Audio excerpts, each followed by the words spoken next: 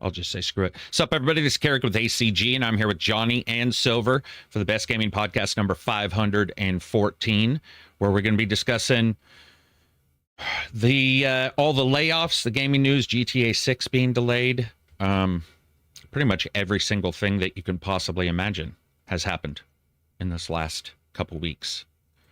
Let's see, what did we discuss last week? We'll do some Expedition 33, right, Johnny? You played a bunch of that, so we'll cover that as well. But it's been a solid one. And then last week Silver didn't make it in. He comes in every other week, so we'll go ahead and we'll get an idea of what he's been playing. There's going to be a bunch of stuff to discuss, and we have 140 questions, which we will not do all of those, but we will. Yeah. Thank you, everybody on Discord, Telegram, Twitter, Blue Sky, what have you. First of all, Silver, as we just start this out, what have you been playing? Mostly Last of Us Part 2, actually, with permadeath. Ooh, with permadeath. Yeah. Racks up the tension, makes it more fun. Makes it more fun. Racks up the tension and makes it more fun? Or racks up the tension? Okay, gotcha. That's ballsy. And have you died at all? Yeah. I did die once. Ooh. How painful was it? Having to go back? Not very, because I've beaten that game a couple of times now. I know it pretty well. So like that didn't hurt too much. And I've actually beaten it with permadeath before on the PlayStation. So it's just I'm playing it on the PC now. What about you, Johnny? What have you been playing? Mostly Expedition 33. That's the main thing. Like 99% of what you've been playing? Yeah. Oh, damn. Okay. All right. I want to cover a game at the starting of what I've been playing. I got a chance to do a preview. This is an early access game that's coming out. Hooded Horse is doing the publishing, but the game's by Signal Space Lab, and it's called Every Day We Fight. So I got access to go ahead and cover this a week or two ago, and I decided it sort of felt like a good palate cleanser kind of game. I don't normally need those, but it was something different that I had not heard of before, which was XCOM style turn-based with real-time or at least FPS shooting during the attack phase. So I was like, how's this going to work? So basically what happens is this is a universe that's a little bit like Edge of Tomorrow, right? Edge of Tomorrow is the time lapse one with Tom. Yeah. So it's like Edge of Tomorrow. And Emily Blunt, yeah. So it's like Edge of Tomorrow mixed with Saboteur in that kind of graphical mix. So a lot of the world looks French almost. A lot of the world has this like definitely half a century, almost a century ago kind of look to it. But you still have some futuristic weapons and stuff. But basically what happens is every time you die in battle, when you go back, the battle changes slightly. So you might get different weather, which might affect things. You might get a slightly different setup in the mechanics. This is the early access version, so I haven't got to really dive deep into seeing how much changes, but they definitely display that at the starting. They show you how much it changes. So for the most part, you're walking around controlling everybody in real time. So you can explore a city, right? So you have this city that you're exploring, trying to fight off these alien invaders. And as you're doing that, you're collecting different things. So you can find weapons, secrets, you can find scrap for going back to your base and updating stuff at your base. However, there's a couple weird things. The first one is no matter what you scrap and what items you find or unlock, you get a random assortment of those items to start each mission. And the reason why is because you're a rebellion, right? You're not like XCOM where you're in a spaceship or you're on a giant, traveling land barge that has its own resources. So you get a couple weapons for each guy and you put them on. Sometimes you get bandages, which I'm assuming that those also change because I died 4 times and I swear to God, they were giving me more bandages by the end. Like there's a curve there of difficulty. You get these things, then you go out in the city and you explore and grab whatever you want. And then you go into the turn-based. You have a mission. So this first mission I went into after the tutorial mission was to go into a church and get these things called resonators. And what they do is they allow for you to break these crystalline structures that are either blocking your way from something or they are around something you need in the game. And it's sort of the thing the aliens are after too, but they have the ability to break it. And you're trying to, this is your first mission, trying to go get it, trying to break it. What's fascinating about this game, man, so, well, there's a couple things. The first is you have reaction points, and you only have one. But the reaction point allows for you to make a move out of turn if something happens. So if a guy throws a grenade, you and the enemies can use a reaction point to scatter, to like run away from the grenade. So even if a guy throws a grenade after you've taken your turn, if you haven't taken your action turn, you can still scatter by moving a certain number of spots away. And you can get skills for augmenting that. So the reaction points are used there, but they're also used at a different point, which I'll get to you. So the turn-based stuff, you run around, you're doing things. You have your action points for moving. You have multiple weapons. I've noticed swapping weapons takes no action points, which thank God. At least that's what it felt to me. And I thank you, because I feel like if they're a sling and a gun, even if you take action points into account, let's say it's 5 for shooting, it wouldn't take 1 to switch weapons, especially if you're trained. Like, we've seen those videos where somebody's trained in the military and they're like, so... Yeah. So you decide you're going to attack somebody, and this is where shit gets weird. You decide you're going to attack somebody, you click on them, and then it zooms down into a first-person shooter mode where you're actually aiming. You can see how much damage you're going to do when you hit a guy, plus sometimes they'll have armor, you'll be able to hurt their legs, blah, blah, blah. But they're in real time. So when you fire, if they have a reaction point, they're like, no, and they're trying to run away and they're moving while you're firing. And you can even mix and match that. So you're firing at them. There's bullet, bounce, all that. It's like a slow motion, shooter in that way. So you're shooting at him. If you run out of bullets, if you get out of that guy quick enough and go into your other guy and then right click on your mouse quick enough to go into first person mode again, you can then still get that guy while he's running through gaps, like from spot to spot, because you still have your cover, your half cover, your full cover. But everything that is in that first person mode is like a first person game other than being able to move. So you can literally lean in with the W button and aim further, but you can also switch shoulders and get shots that don't even look like they're takeable in an XCOM style game. I was on the edge of an area of like a building. I hit the button to lean over. I leaned over, and all of a sudden it was like almost like if in a movie where you see somebody lean out the car window. And I leaned out, and there was an explosive that I could not even see had I not done that button. Like I would have been aiming at the guys just as normal. So I leaned out, shot, blew up a gas can, destroyed a wall, and we were able to get through there. But the mix, listen, it is janky right now. It is going to be early access. When you load, the gun will, like your hand will come up before the gun, and you're seeing it in slow motion. So you're like, all right, that probably needs to be touched up. But the general gist of this game is so cool because it removes the XCOM 95% chance to hit. Randomness. Right. Yeah. But it doesn't make it easy or as easy, because if you're firing far away, you still have distance. Like your shotgun may not do as much damage. Your handgun may not do as much damage. But there is something, at least for me, intoxicating about the first person part and then the randomness of those reaction points. Because there is something so cool about trying to shoot a guy in slow motion and then you didn't realize he hadn't used his reaction point. So he gets up to move, fire at him, switch, and then seeing another guy going a different route because you're throwing a grenade. And so that guy who uses reaction point stuck. He's used his quick burst D&D action kind of thing. But the other guy hasn't. And so I've led my own guys to death before where I'm like, I'll use my quick reaction, go towards these guys, and I go running back towards my friends and realize they don't have any reaction points left because you just got that one move. But I got to tell you, graphically, it's a little raw. Control-wise, it's a little raw. Your hands look, I would say like placeholders, or they're definitely at that level to where this is an early access game.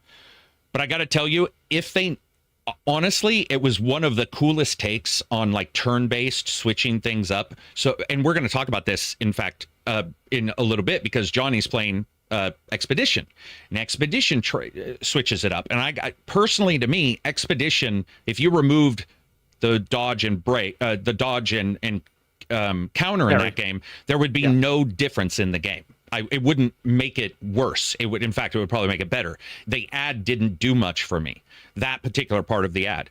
In this game, I got to tell you guys, from what I'm playing, I'm not saying I like it better than XCOM, but there is something awesome about realizing that 95% chance to hit somebody is now going to be on you.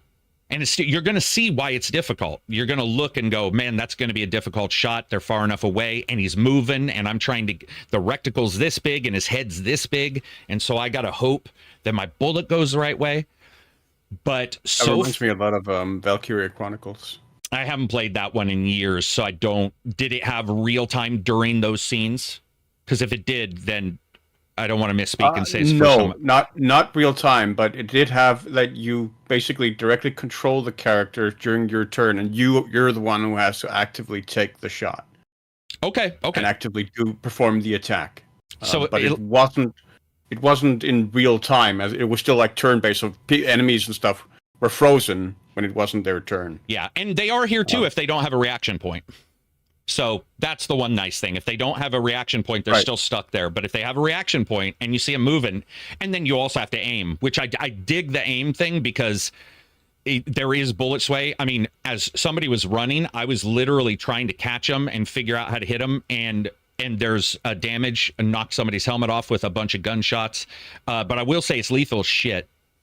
The battle I went to, I could not get through. I got wiped probably 5 or 6 times, and I think you're supposed to get wiped. I think the general story is that you're coming back with Tom Cruise knowledge, because I did in the second one. I don't want to say in the tutorial. The reason why I'm skipping the tutorial is because there's more story there that I want to. So there is a narrative there about repeating battles in that way and learning and stuff. And I'm not saying insanity, but there is this consistent joking that the characters do. Very good narrative, by the way. I was actually surprised by the voice acting. It's very, it's solid. But they did a good job of being like, well, what the fuck? Like, what do we do? Like, what did we do wrong? Like, how do we know what to fix if we keep dying or whatever? Sort of like that kind of stuff where you're like, yeah, if somebody's immortal, it doesn't mean they're suddenly going to be less clumsy. It's like one skill doesn't necessarily and dramatically augment the other at least over a period of time. It may not. But I got to say to you guys, like, for an early access game, I rarely cover these. Every Day We Fight is what it's called. It comes out July 10th. It's rough as hell, and, you never know where these are going to go. But I'll tell you what, after playing Midnight Suns, replaying XCOM, which I love, obviously, but playing Midnight Suns and not being happy with that one, the small locations, all that kind of stuff, and then playing Expedition, being happy with that in general. This was one of the first times where I caught myself sitting back going like, I need to rethink how I'm going to play, because I might on purpose shoot a guy that I know has a reaction point over here, hoping that he runs over here closer to my gun. Like there was some I think the reaction thing adds an element of doing something in the enemy turn that's really interesting. This I like it about Expedition. It sounds like you didn't like it as much, but overall the idea, I just didn't like the parry and dodge, but I like the execution. Game. Yeah. But the idea of doing something during the enemy turn, right, to me helps. Yeah. Because turn-based, I do have the issue where when you're, 20, 30 hours into a game and everything is playing out in a very similar way, and you have to wait out the enemy turns, it becomes a bit mind-numbing to me. Right. Where I'm just like, okay, now I'm just, we saw it in some games like Divinity, where the enemy turns are super long too, and you're just there as a spectator. Feel more like a spectator than a player. Yeah, at that point. yeah. There's the link in chat for the game, guys. But I definitely got to say, like when I'm playing these kind of games, early access is something that I won't usually pimp. Trust Brothers, their stuff is amazing. I think that there's somebody that you can trust to always be there. Unless something terrible happened, they nail it. These guys nailed it, and I was just informed prior to the podcast. I don't know if this is true because I don't really, and nobody reached out to me to tell me, but I wouldn't reach out even if it was true. I believe Christopher Odd is working on it. And Christopher Odd is a YouTuber who's a big turn-based fan. So if that is true, I'm not saying I don't necessarily. This is nothing against Christopher. I don't necessarily think because I play a bunch of games I would be good at making a game. I've consulted, but there's a difference between making a game and consulting on a game. I don't know his level of input. I found out earlier today that it sounds like he was there, and I didn't see his name pop up or anything in the. I didn't really look at the credits, but the game design at a base is awesome. Like I would. That was the first time that I will play it tonight. Like I do not play early access games more than once. I usually play them, and I'm like, well, that'll be something that I won't hide in my library, or I'm hiding that. I sucked it up. I spent my money. They're going to keep my money, but I'm hiding that from the inventory in the library. I don't ever want to see it again.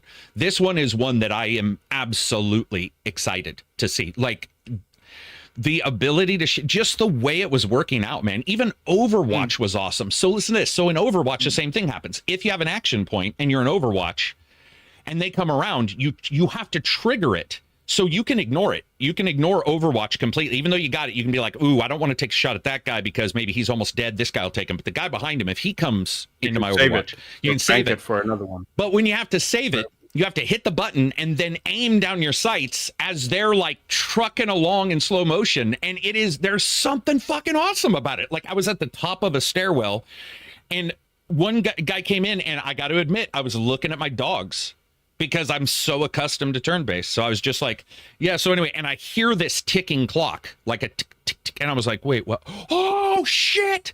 And I had to like leap in and jump and then look at the guy, and you have to make these decisions. They're not split, but they're quick enough that you're like, okay, yes, no, yeah, okay, I'm not going to fire at that guy, or I am, or what have you. Like, to me, getting surprised is awesome. That game was a surprise, and I really do think that you don't have to change the world in that stuff. You just right.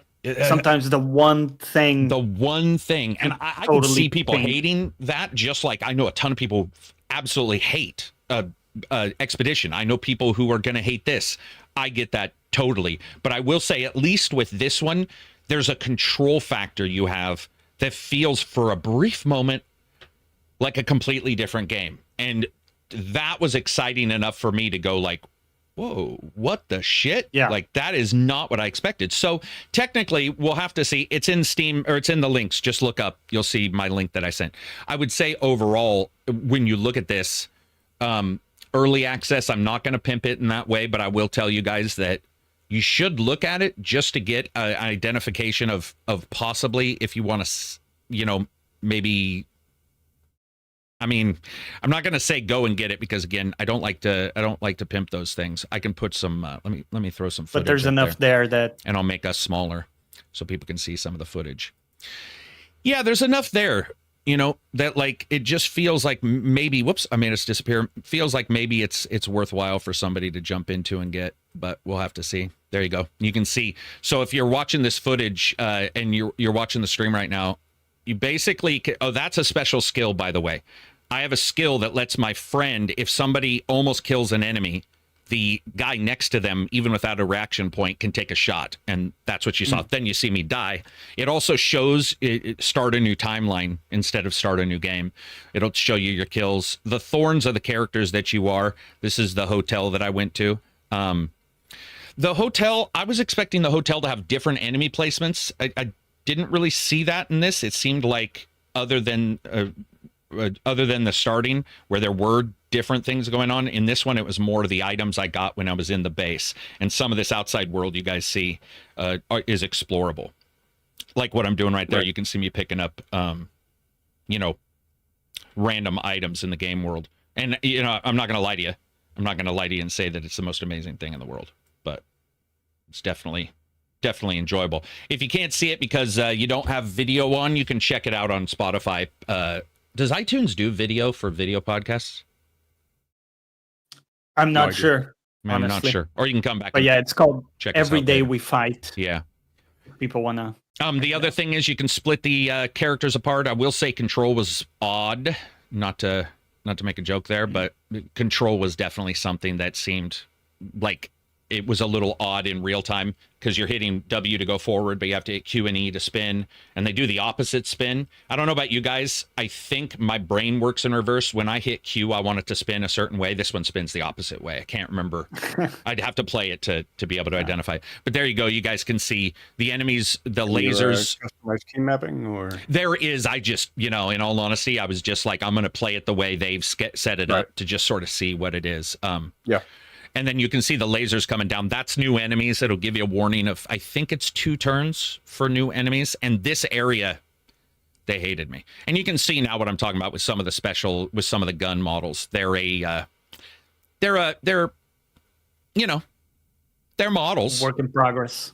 Yeah. Yeah. It's definitely, I'm going to be honest on that part. I thought it might be a little bit better just because we've seen there's so many assets that we can get now, and there's so many. I don't know what engine they're using. It felt like Unity, in all honesty, when I was playing it. So maybe there wasn't an asset that they wanted to use, or they didn't feel like they wanted to copy.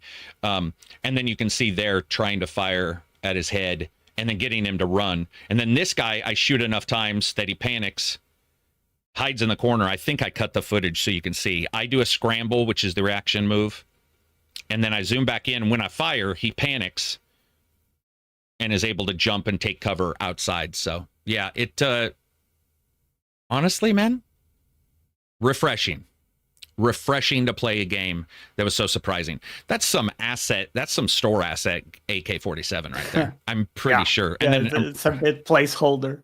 Yeah, it's a bit placeholder. But any hoots. So if you guys get a chance, check that out. The link is up here. And overall, it's nice to be surprised. That's all I'm saying. Nice to be surprised. It rarely happens. Let's see. What else do we got for... What do we want to break into the first? Like, at first? Do we want to do GTA Delane? That's probably the biggest news, right? Yeah, it probably is. So, nobody's surprised, right? I mean, I don't think any of us are. Yeah. Didn't you have an ongoing bet? I did. I had a bet with Abzy. Yeah. I had a bet with Abzy. And I don't know if my bet trumped. I got to see if my bet was, I think we were month based. So I might lose out on the bet. I don't remember, unfortunately. But yeah, I mean, guys, what did you say, Silver, prior to starting this? That some devs, like, now they're getting hit because their game is probably prepared for that time frame next year. Well, no, that was in relation to Oblivion Remastered. Oh, okay. I had seen some developers complaining that about the shadow drop because like they had thought the release window was clear, and then all of a sudden, the remaster comes in and takes all the attention and basically gives them zero visibility. I mean, how do we feel about? I guess you can't take responsibility for somebody else's game. So I guess in the end, there's nothing you can do other than say, them's the breaks. I think from the end result of it, it's just getting delayed and probably for polish. I think we all thought it would be. I don't know if May, because that's basically 1 full year. They just were like, they just added 1 full year to the release. I mean, to be fair, like the complaints I saw weren't like, "How dare you do this, Bethesda?" It was just, "This really sucks." Like, just developers saying, "This really sucks." Yeah. Yeah. I mean, I would say the thing with Oblivion is that one was a well-known secret for like 6 months. There was even like release date leaks. So that one is a little less so. This one, I don't think we had any data on it. I mean, there's like nothing you can do. The only thing I was wondering is, what do you guys think about the PC version? So originally the PC version is a year later. Yeah. What if, just bear with me. What if May comes around and console and PC at the same time? No year so. wait. I think I don't think so. Johnny's like, no. Go ahead, Silver. I think the likelihood is probably bigger now than it's ever been for that, because PC sales are so strong now. Are stronger, yeah. So, I mean, when we see Sony start gravitating towards it, as they have been in recent years, yeah, I think you could see Rockstar make that same calculation. But on the other hand, I think the double dipping for unique situation for Rockstar is possibly a major incentive for them to stagger it, right? I mean, rather than coordinate it. And not only that, but it lets them focus on one machine or one series of machines. Yeah. Without what PC adds, which is all the machines. But I'm going to ask this question in chat. What do you think, Johnny? You think you just think no way? No, I think that Sony must also be paying quite a lot, right? For like exclusivity, timed exclusivity. That's probably also GTA isn't timed exclusivity for Sony, isn't it? No. What you're seeing is the like trailer plug, the PR being exclusive, but no. Yeah. No, it would be billions of dollars if they were going. Yeah. Yeah. You were right though for what you were saying. Like, they must have paid a lot. It's like, dude, can you imagine paying a bunch and then they get delayed? You're like, son of a bitch. Yeah, no. Okay. Yeah, interesting. I guess there's something to what you guys are saying, but yeah, the double dip is just so much money for so them. Consistent for them. Yeah. Yeah. I feel like there's just, I mean, I would love to see it come out on everything, but can you imagine tech support for a GTA game across consoles, which is one thing. How many consoles? Are they doing base consoles? I don't think they are. So you got PS4, or sorry, you have PS5, PS5 Pro, Xbox S, which they stated they are supporting, Xbox X, Switch 2. I'm just joking about Switch 2, but you know, and then PCs. Like, that would be a rough go of it to be like, yeah, we're going to cover PCs alone. The support, the tech support would be ridiculous. You don't think Switch 2 is possible? I absolutely think it's possible. I just think that, you know, you can make a steak taste terrible and you can make something terrible taste pretty good, but it takes a lot of output. And I just do not see them having a game that would feel good on that Switch right now. But again, we're looking at Cyberpunk, and they are shooting for a resolution target that's well above what I expected, to be honest. And yeah, it's looking pretty good for 7-8 months of development time. So who knows? You know, I don't think so though. I mean, that's a lot. I don't even think our current PS5 Pro or whatever will work. Or on that platform as well. Oh, true. True. Do you know what I've noticed with the Switch, guys? The one caveat of the Switch, and we talked about this, and I was nervous because of what they announced or what the leaks were, and it turned out to unfortunately be, I think, the one caveat for the Switch 2. Texture detail. If you don't believe me, go look at Final Fantasy's trailer, look at Hitman's trailer, and the texture detail is... It's a thing, man. It's pretty close to cottage cheese. It's pretty rough. But I think that's, other than that, I think that's the one thing. I mean, I don't even think the PS5 Pro is going to be running GTA 6 at what we saw in that trailer. You know, that trailer where, like, they had all the people walking on the beach. Like, can you imagine that shit? Can you imagine the amount of power you'd need to blast out of a console, the amount of heat? Your PS5 Pro would be on fire. Like, it would be nuts to expect that from them. But, and then Lucitan posted, he wanted to post that their stock dropped a couple points. And I was like, it's just going to go up quadruple that. Yeah, I mean, that's pretty predictable. Yeah. Yeah. No one's going to say, yeah, a delay. That's a major investment reason. Yeah. That's Danowin says, look at the damn door in Final Fantasy. Yeah, those were good times. They fixed the doors. They fixed the doors. I feel like we're door apologists here because I definitely mentioned the doors in that review. I was like, what the? But it was somebody had that recently with God of War. They were playing God of War in our stream, and all the treasure chests were like 1 kilobyte textures. They just for whatever reason weren't loading in. I think they ended up resetting it or something like that and it came back. But Roadkill says GTA ain't never coming out, boys and girls. But he did say GTA 5. And that is already out. Jericho's Switch 2 will destroy itself by the amount of NPCs on screen. Yeah, that's going to be pretty rough to see that many enemies on screen. So anyway, delayed. Not much else to say. Game's delayed.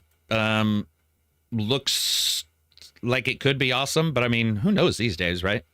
Like, dude, they could have a trash fire. People always assume that they won't make a mistake. It's like, it can happen. Yeah. For a game of that size, does the delay indicate something like maybe they're having issues in development if they need that much extra time? Or is that just because of the sheer magnitude of the project, you think? I don't think it's a possible it is necessarily an indication of problems. Yeah, I would agree. In that way. Problems might be not a anything word, serious. right? Yeah.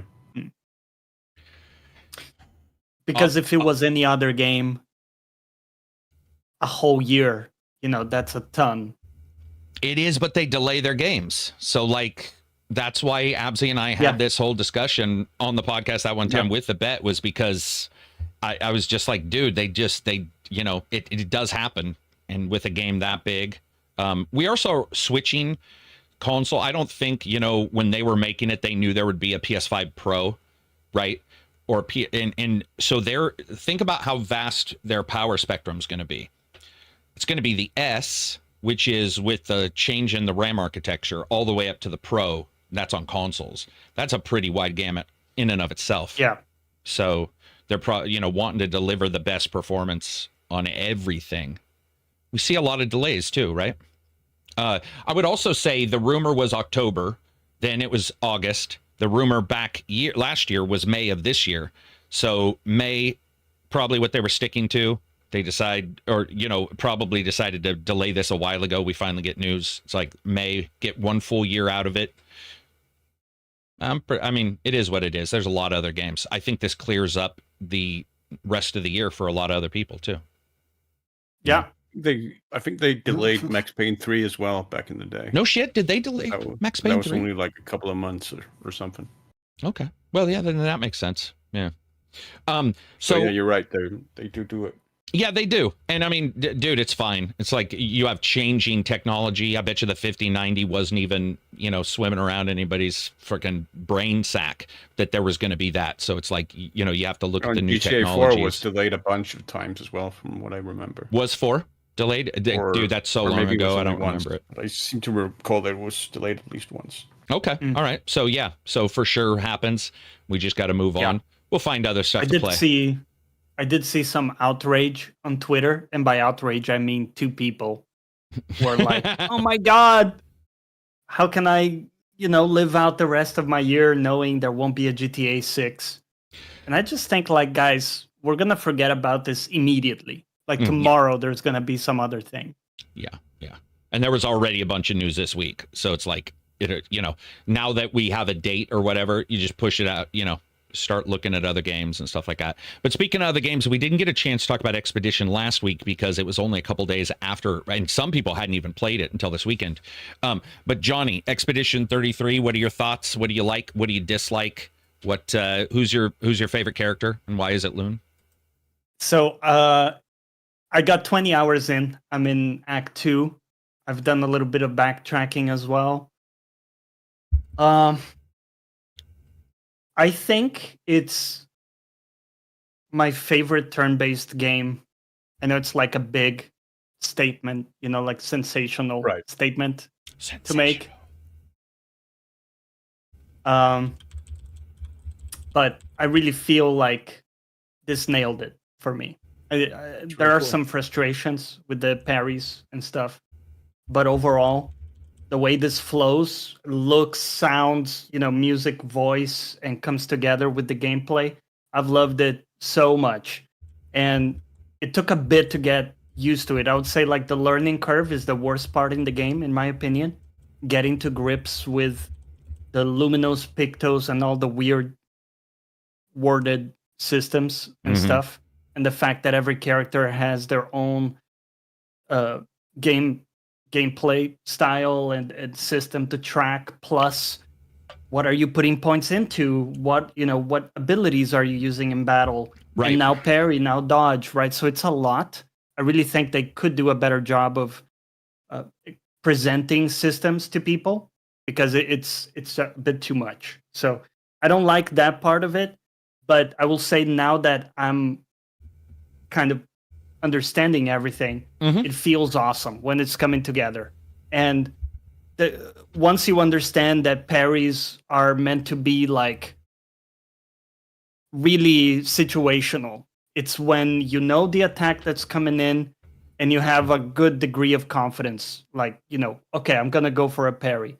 The other times you have like dodge, which is a much better option in general. Right. I think a lot of people are trying to parry every attack and having a bad time with that, which I understand. But just because you can parry doesn't mean you should.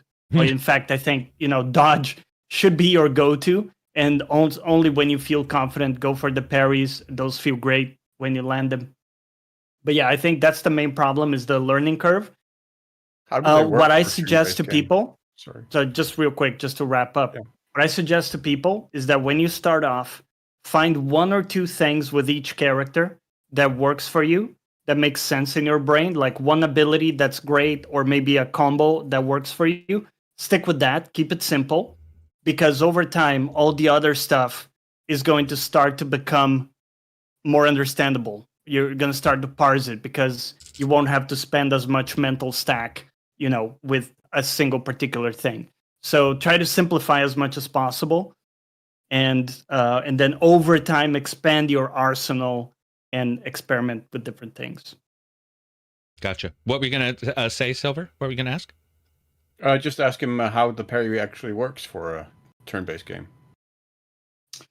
Yeah. So the issue with the parry is that you have to hit it exactly when the attack connects on your body, which is unlike any other game that I've played. I've played a bunch of Souls or whatever, and it's never been like that. I mean, every time there's some wind up, right? And you have to kind of like time it based on an animation, which makes sense because you have to sort of, lift your sword physically to parry something. So it's Right. not instant.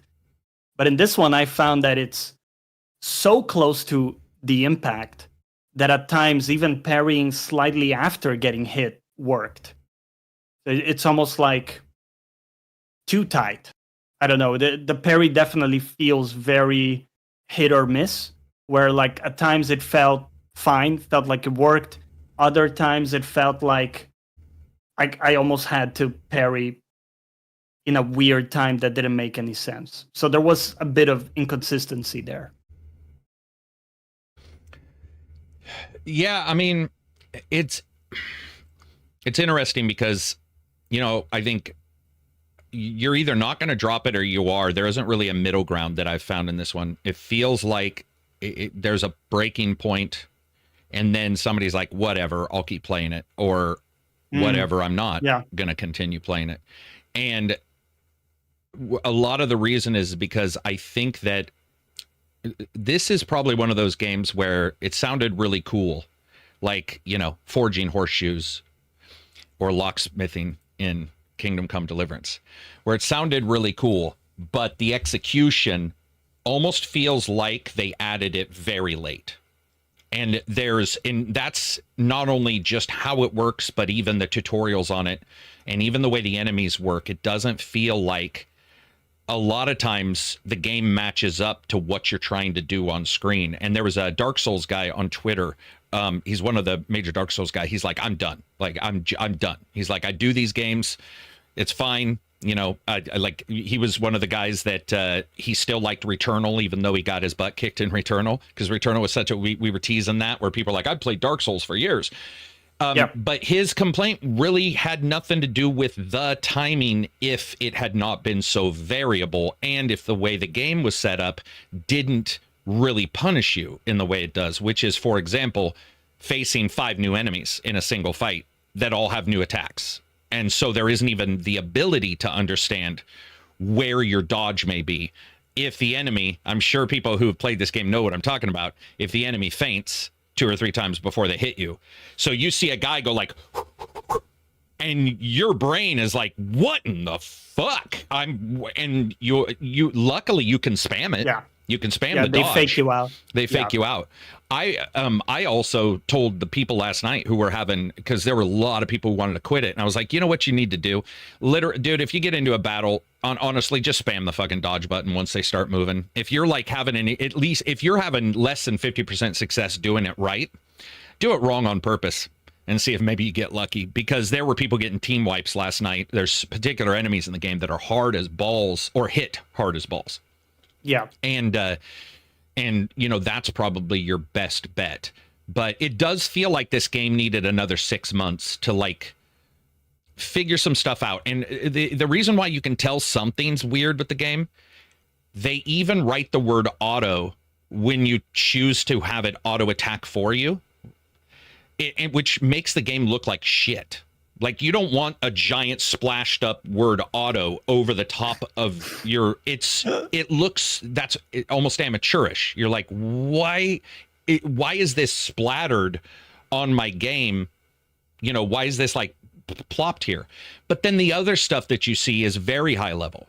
I think the cutscenes, the cutscenes in particular are very good. I think they really failed on hit F to talk in the camps. Like, that is some Dragon Ball fucking Kakarot shit. Yeah, I don't want to have to hit a button to hear the next especially word. When they're good like this, because the story and the cutscene is great. So you're like, this is an amazing, well, I can't say it's an amazing story, but the delivery is amazing. And then you get into, and you start hitting F, and they're like, I love bananas. And bananas can be used. And I don't know about parfait. you, but sometimes I'm using the cutscene to, like, drink or like, grab something, and I just want it to play out. I don't want to have to be there.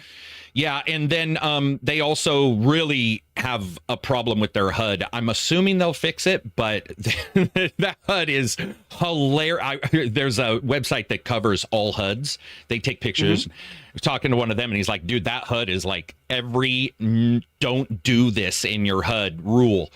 Like, they'll have a number here and a font over here, and then down here they'll have a number that's completely separate from the other drop-down list, and you're like, what in the hell is going on? So there's all these little idiosyncrasies that feel like maybe they added them in like late, despite me liking the game. I mean, it's just oddities. I struggled with that, especially with Luna, because she has the stains, which are elemental, and they are color-based. And of course, I'm slightly colorblind.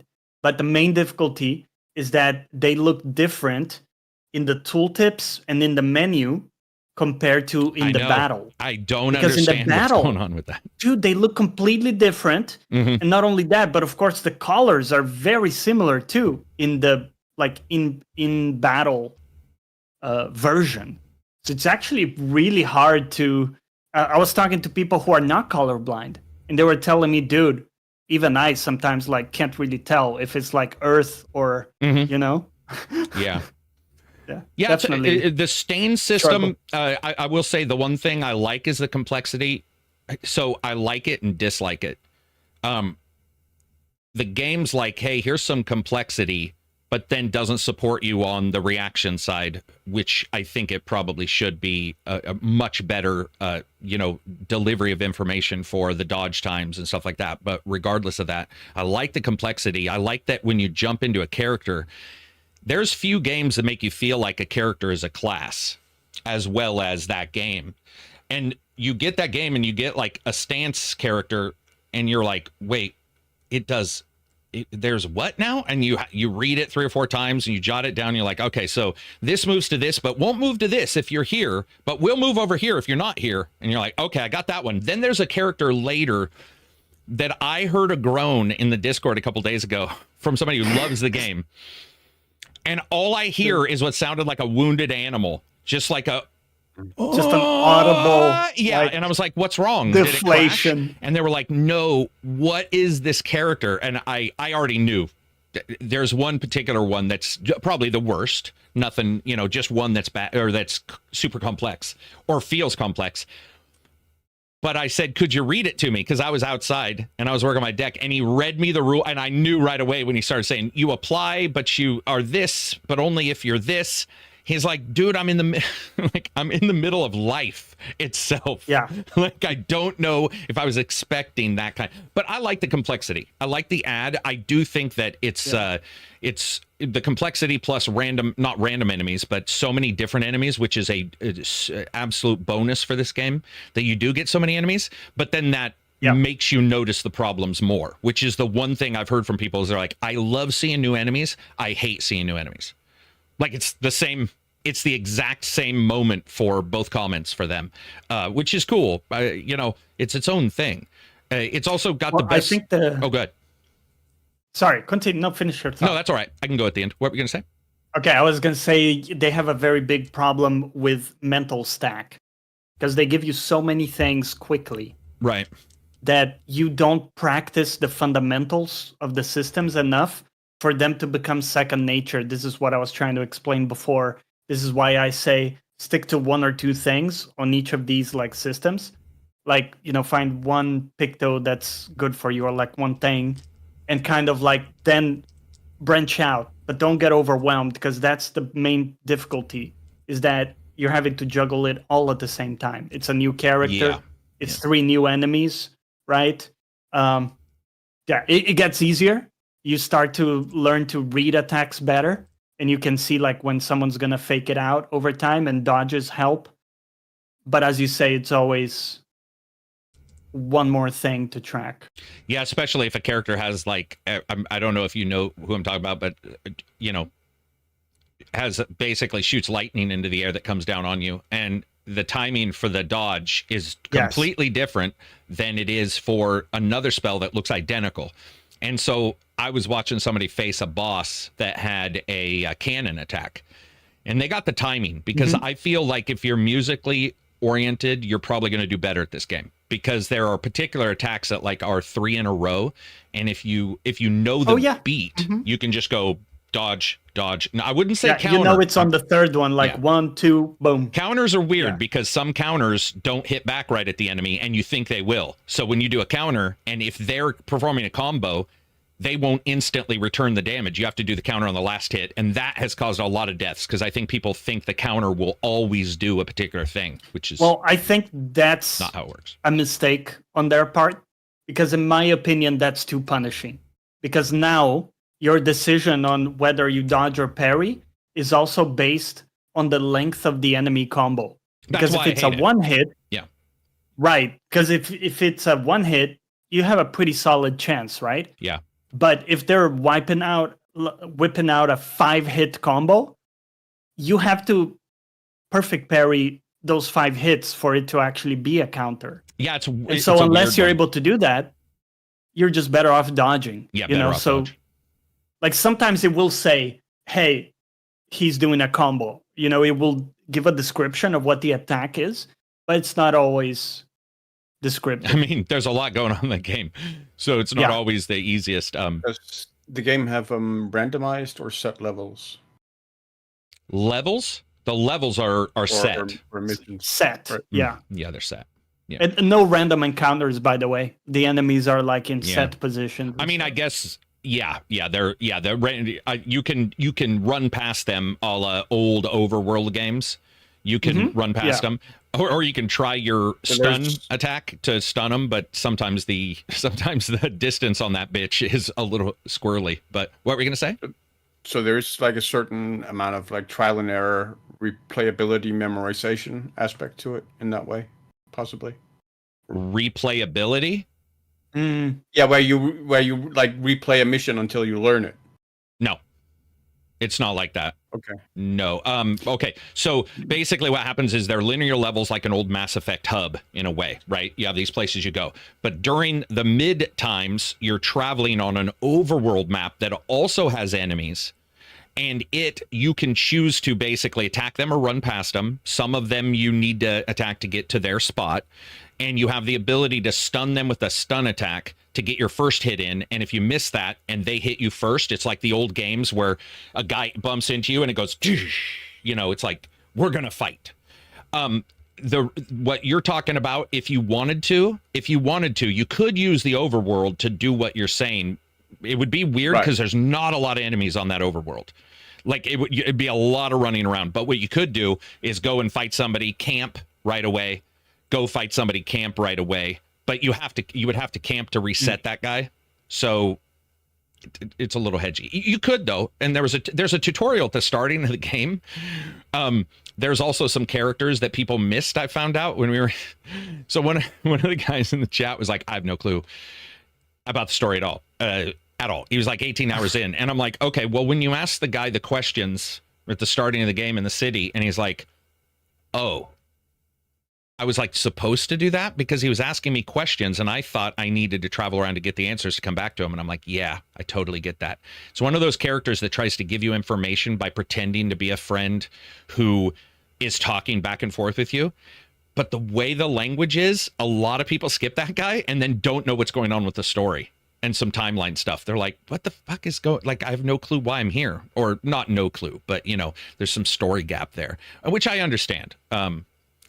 But yeah, it's a weird one. Graphically, I like it. It's still bloomed as shit, but musically, it's definitely the best music I've heard. Even the weird tracks, and there are some weird ones in there. I would say even the weird tracks is probably the best music I've heard in a couple years for a video game. I mean, maybe that's just me, but yeah, no, I agree. And I think the voices are so damn good. I'm struggling a bit to like keep up with the story in some ways, but the voice acting is great. And I feel like all the characters are also pretty rich and interesting. And then like the interactions between them and stuff are quite solid. I like Lune a lot, but I also I don't know if I can say, because that's why I've gotten later. Quiet, because I'm trying to figure out what to say. Yeah, trying not to spoil anything. There is a female character that shows up a bit later in the game that I really liked as well. That had a bit more lightness to her. Yeah. Which is always something I look for in these grim games, right? Where like everything is going terribly. Like the contrast is important to kind of keep some levity in there. I think the nice thing is they know what problems they have. They've been pretty open about it. They are patching it, and there are going to be some additions, it sounds like, that will clarify it for people, because it's definitely got issues. And it's like and those issues have certainly caused a number of people to bounce off. Even people who I saw at first were absolutely loving it. And I would rather, of course, have them love it continually and play through it. So it's nice of them to sort of understand there's particular things that they need to do to patch it. I think there's a patching coming actually at the end of next week or at the end of this week. I don't know if they've done one since, because I've been busy doing, I did the early access, but it's cool. That's the one nice thing about the developers. Like these guys, they put together a game. That's the difference between a game maker and a game fan. A good one. Bear with me here. The game maker will make the game, and then somebody will say, hey, there's an issue, and they'll try to fix it. A game fan, like, your BO stinking game fan will be like, oh, it's everybody else. It's like, you're not good enough. And the game developer, the maker of the game themselves, are like, no, it's not. Like, if people are having an issue with that, that means that we miscommunicated something. And we saw the same thing happen with Doom recently. Doom's trailer came out, and a lot of us, including myself, were like, Your discussion about difficulty makes me a little nervous that maybe you're going to leave it on the gamer to decide what the difficulty is. You know, like how are you going to balance it versus offering all the, and the very first thing they did was it went out. I mean, I'll be honest, it did feel a little bit like panic, but it was panic in a good way. They were like, uh-oh, we didn't handle that the best. We're going to go out and tell everybody, you know, don't worry about it. Don't worry about it. We're not going to fuck that up. But sorry, this is going to get loud for a second. Yeah. Okay, you guys continue talking about this. I'm going to pause this, or I'm going to go get them from the door. Postman, maybe. Yeah, but I think you might enjoy this game, Silver. Have you kind of looked into playing it yourself? Not at all. No. It's so really, beautiful that I mean I know you would appreciate. I know you would appreciate like how beautiful it is, the music, you know, and like the French setting. I thought was fantastic, and I'm not a big like French setting guy, but it worked so well, you know. And how much of that is because they're also all in shape, like because I know a lot of people do not like the look of the game at all, especially the enemies, which I understand because the enemies they're a different style, you know. So it's just like some people don't like the goblins in Skyrim and in Oblivion. I would say I'm one of those people. I don't like their design compared to goblins I normally see in games, D&D games, or what my idea was it. And of course I love the game. But how much of that, Johnny, is because everybody looks in shape and like, I mean, their heads are massive and it's Robert Patterson. I don't care what anybody says. That is Robert Patterson. Regardless, it's got to be his face. But they're all in insanely good shape to the point of looking goofy. But I really enjoyed that even the goofiest character in that game looked like a character that might be sent on an expedition to do so. Does that make sense? Like, yeah, like their whole life is might kind be of that shaped around this expedition thing. So it's like they're just ready, man. Yeah, they've been groomed for this shit. Dude, Ender's Game or Soldier with Kurt Russell, like these characters show up and you're like, they're not yoked either. See, if they were yoked, I think I would have an issue. I'd be like, okay, this is goofy. They're not that. They're just athletic as all get out, like ridiculously to the point of, again, looking goofy. But it's sort of nice to see them and go, okay, that, you know, these characters are ready for action. They're Star Trek Next Generation style characters. And in fact, they look like that, Johnny. I don't know if you felt that way, but their expedition suits reminded me of Star Trek. A little bit sci-fi-ish. Yeah, it'll be, I mean, it's free, you know, Silver, so there's always that if you decide to Game Pass it, or not free. Oh, yeah. You know what I mean? It is on Game Pass. Don't want to say it that way. Yeah. I think you would really appreciate the strategy, because it's really a deep game. You know, once you get into the different characters, it really rewards you to kind of understand and figure out your tactics. Would be curious to see if you like the active combat parts. I personally ended up liking it the more I play, and for some people it's the opposite. You know, the more they play, the more they hated it, which I get. And at some point they introduce a second type of parry, which is also funny. It is easier to land, by the way, but still, it's kind of damning that you have to, you know. Yeah. But do you know what it felt like to me, Johnny? It felt like, especially because of what's going on at the end, later areas, that if they hadn't done that, then there would be another drop off of people going, yeah, all right. You know, it's nice. It's nice to see. It'll be interesting to see. They obviously know they have an issue because you have the auto for your own attacks. I do think adjusting it to, like, let's say auto dodge or auto parry would obviously be much more difficult if they wanted to patch something in that way. But you could certainly widen the path a little bit, especially when some people were breaking down video and like the frames for one of the characters was tighter than any like Bloodborne dragon. It was like it's literally 2 frames as it or collides, something. Yeah, it was ridiculous. And they were like, or sometimes a little after. I've had times like I have some video I recorded and I can physically see that the dodge started after the attack hit me. So you can Right. see physically like the attack hits and then the character dodges. So you already got hit technically, but the dodge works.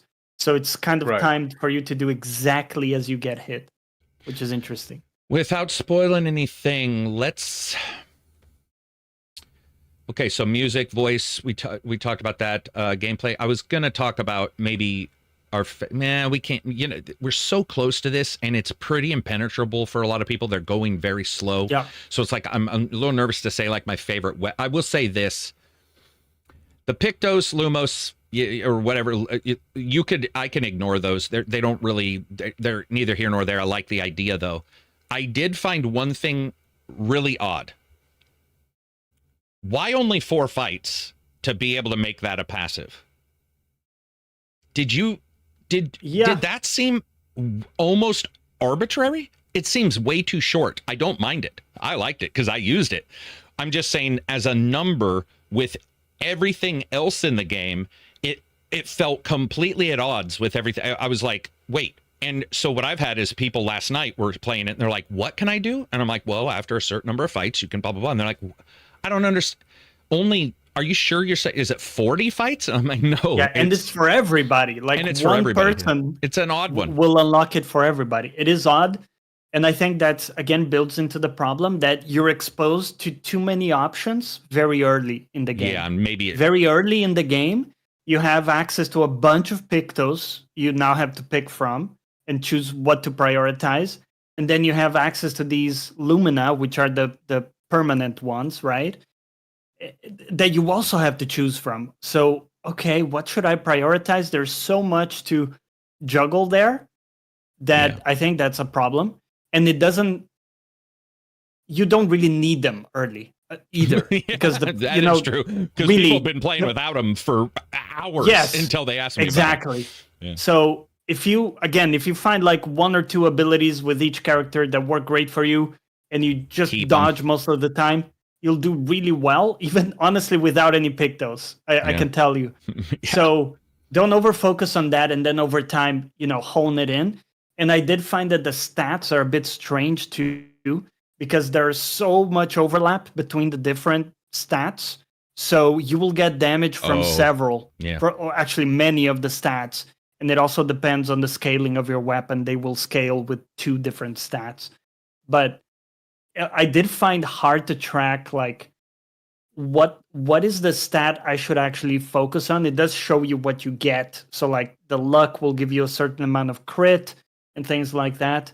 But very often you would see that you would get the same amount of damage from putting it into the attack damage stat versus putting it into some of the others. Especially if you have a weapon that is attributed to that same stat. Yeah.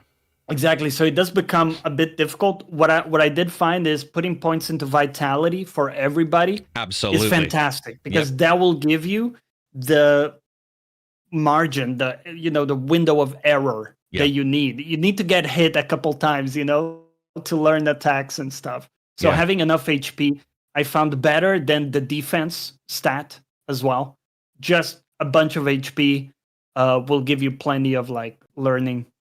Yeah, I definitely cranked up my health because I'm of the opinion that if I'm there long enough to understand, if I'm reset a bunch of times, it's going to be quite difficult to understand what I even want to do or get interested in what I want to do.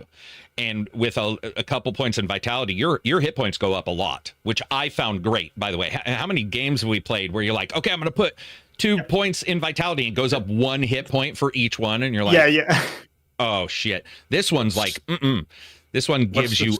Oh, go ahead. What's the system for retrying or reloading on like death and failure? It just reloads at your save. It reloads prior to it auto saves, and then you have saves that you can do, and it reloads. Like there is no real. It just resets the enemy, puts them there. Well, and then it changes sometimes.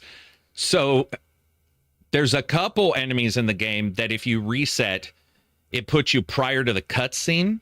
And you do the cutscene again, then you do the bad guy, and then others I found pop you completely out prior to the cutscene, and you can move around. So it was probably a mistake, or maybe they wanted one particular one, but overall, you're very typical. There's nothing weird about that. I think that's the most easy. And it's you can never save like fast.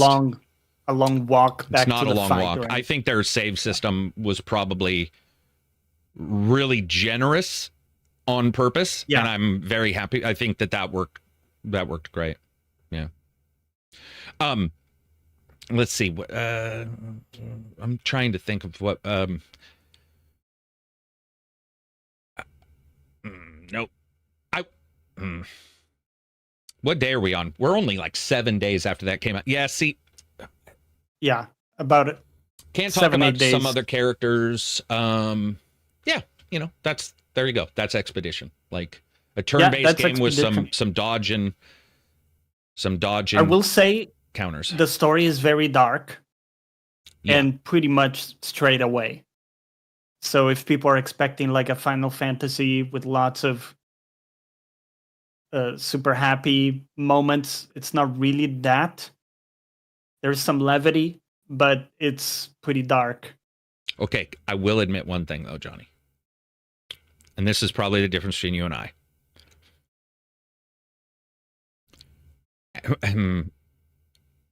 Something happens in the first. I can't even say that.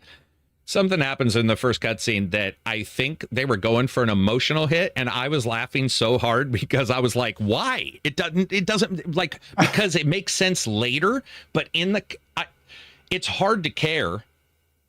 It's hard to care." Especially in a video game about a death or about, Because it happens so quickly.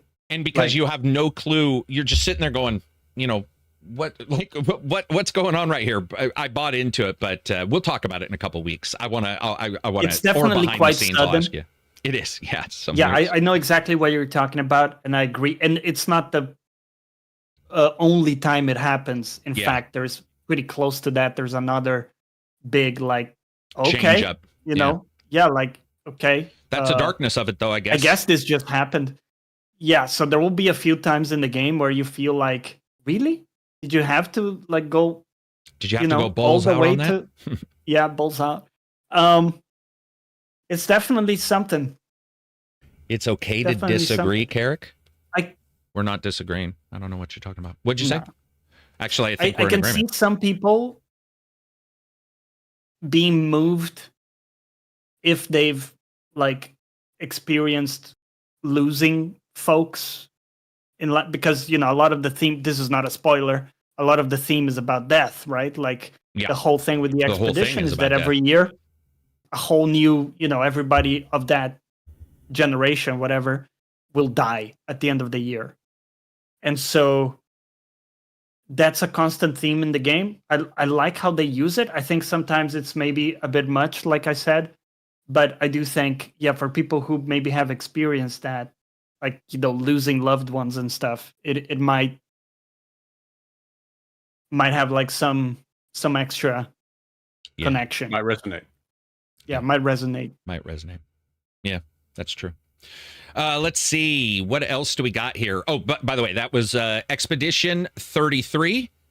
And we will talk about it more next week. We won't do spoiler, we don't do spoiler casts, but maybe we'll wait a week before we talk about our favorite monsters, because I think I didn't like all the character designs or enemy designs. I don't think there's a game I ever have. That would be sort of ridiculous, just because, especially a game like this, it throws so many at you. But I thought that there were some really funny ones in this, funny in a good way, where I was like, whoa, okay, was not expecting blank, and I don't want to spoil it for anybody else. I like the size of some, because you have some massive enemies in the game, which is really cool.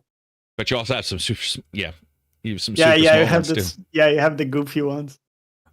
Moving on from there, let's talk a little bit about Borderlands. So Borderlands, they showed some footage and stuff like that, and I gotta say, I'm more interested now in Borderlands 4 than I think I was before. The mixing, weirdly enough, we talked about what would happen if you were able to mix and match the manufacturers, and it sounds like you can. They showed some. I mean, overall, I'm not a huge Borderlands fan, but what I saw of the game, it looks really fun. They've actually taken some of my things that bothered me. They look like they know that this is a fourth game, and you do have to switch some things up. Also, I think they're sort of they're not the great granddaddy of loot. Obviously, Diablo might be, right? But as a shooter game, Yeah. Borderlands was before Destiny, wasn't it? Borderlands 1 before Destiny 1? Yes. Okay. I think so, yeah. So I feel like they've been the first-person shooter loot style company for a long time, and that's something that I feel like they needed to change up, and it looks like they've at least modified it so that it will allow for almost what Johnny and I were talking about with Expedition, where there's some mixing and matching that could be quite interesting, especially if it holds up on your network play, cross save, cross plat, because I didn't see that. Anybody in chat, if you know if this thing's cross play and cross save, I would like to know, because I didn't get to that. I watched the footage and I didn't hear them talk about that. But from what I saw, man.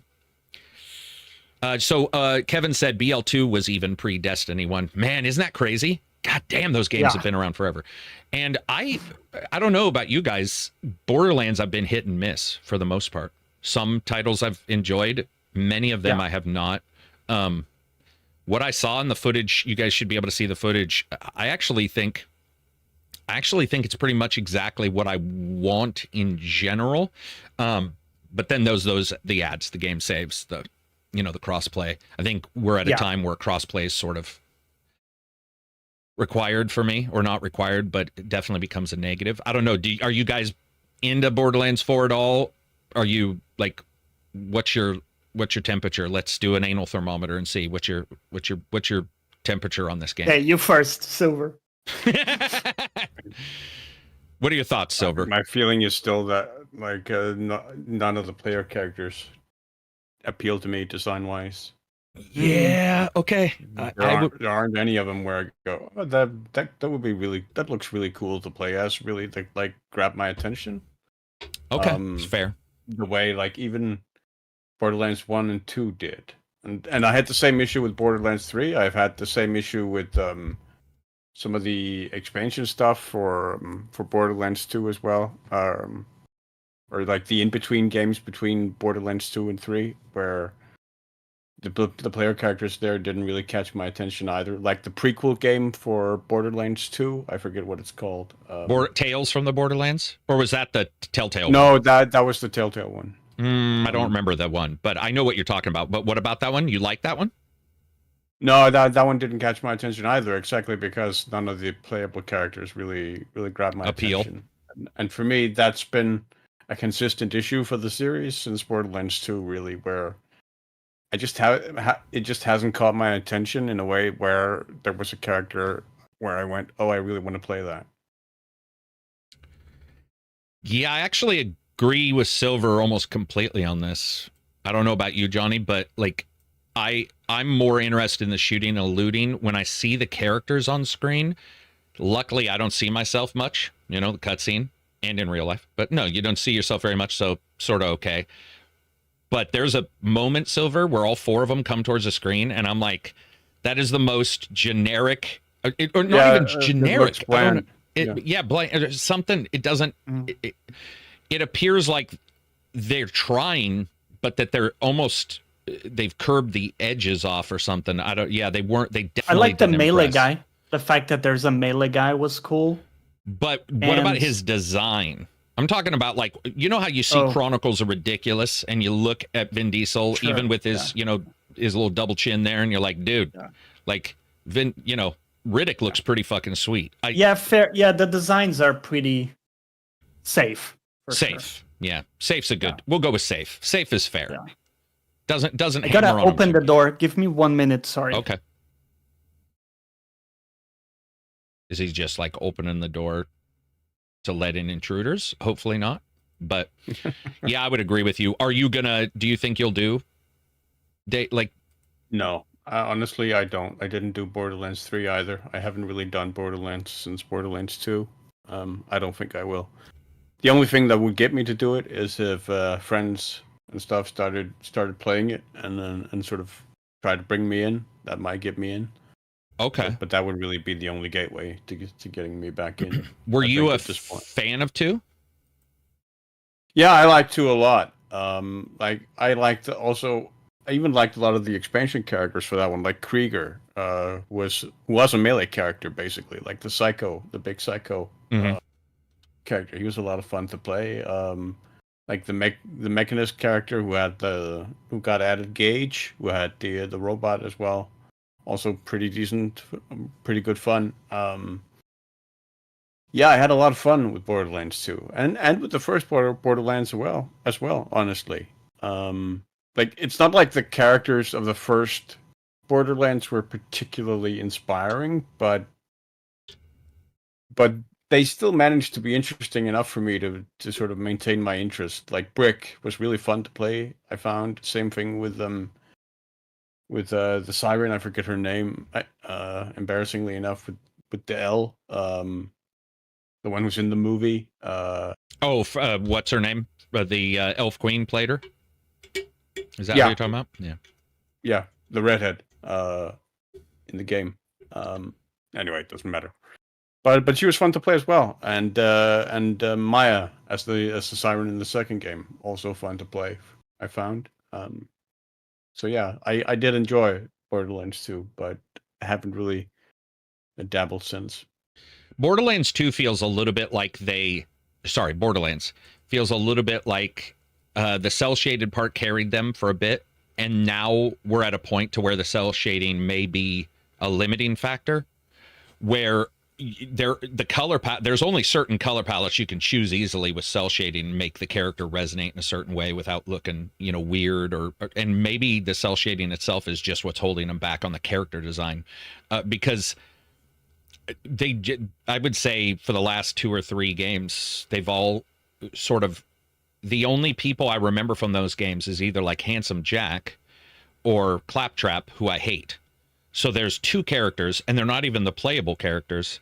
Right. Now, by the way, that is not saying they're not fun to play. The Borderlands as a whole, just shooting, I enjoy. I have no issue with it. I wouldn't say it's the greatest thing in the world, but there's definitely been really fun times in Borderlands. But the characters don't appeal to me, and it's weird because I would say Master Chief appeals to me, and he's a fairly one-note character, right? But there's something about the design and the way they deliver the design that works, or worked for me. You could say the same thing in Dom and Marcus, especially in the first 3 Gears of War games. They worked because of a certain thing. So I'm gonna jump into it. I think I like what I'm seeing. Or I really haven't seen a single thing about it that I don't like.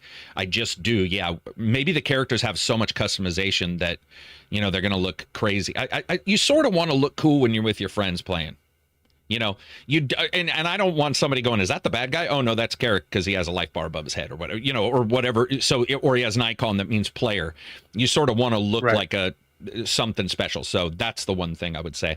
Level design looked better, or not better, but more varied and detailed than any of the prior games, which I definitely think was a problem.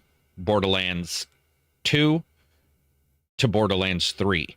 I started to feel it was bland looking because geometry and the detail just didn't feel like it was there.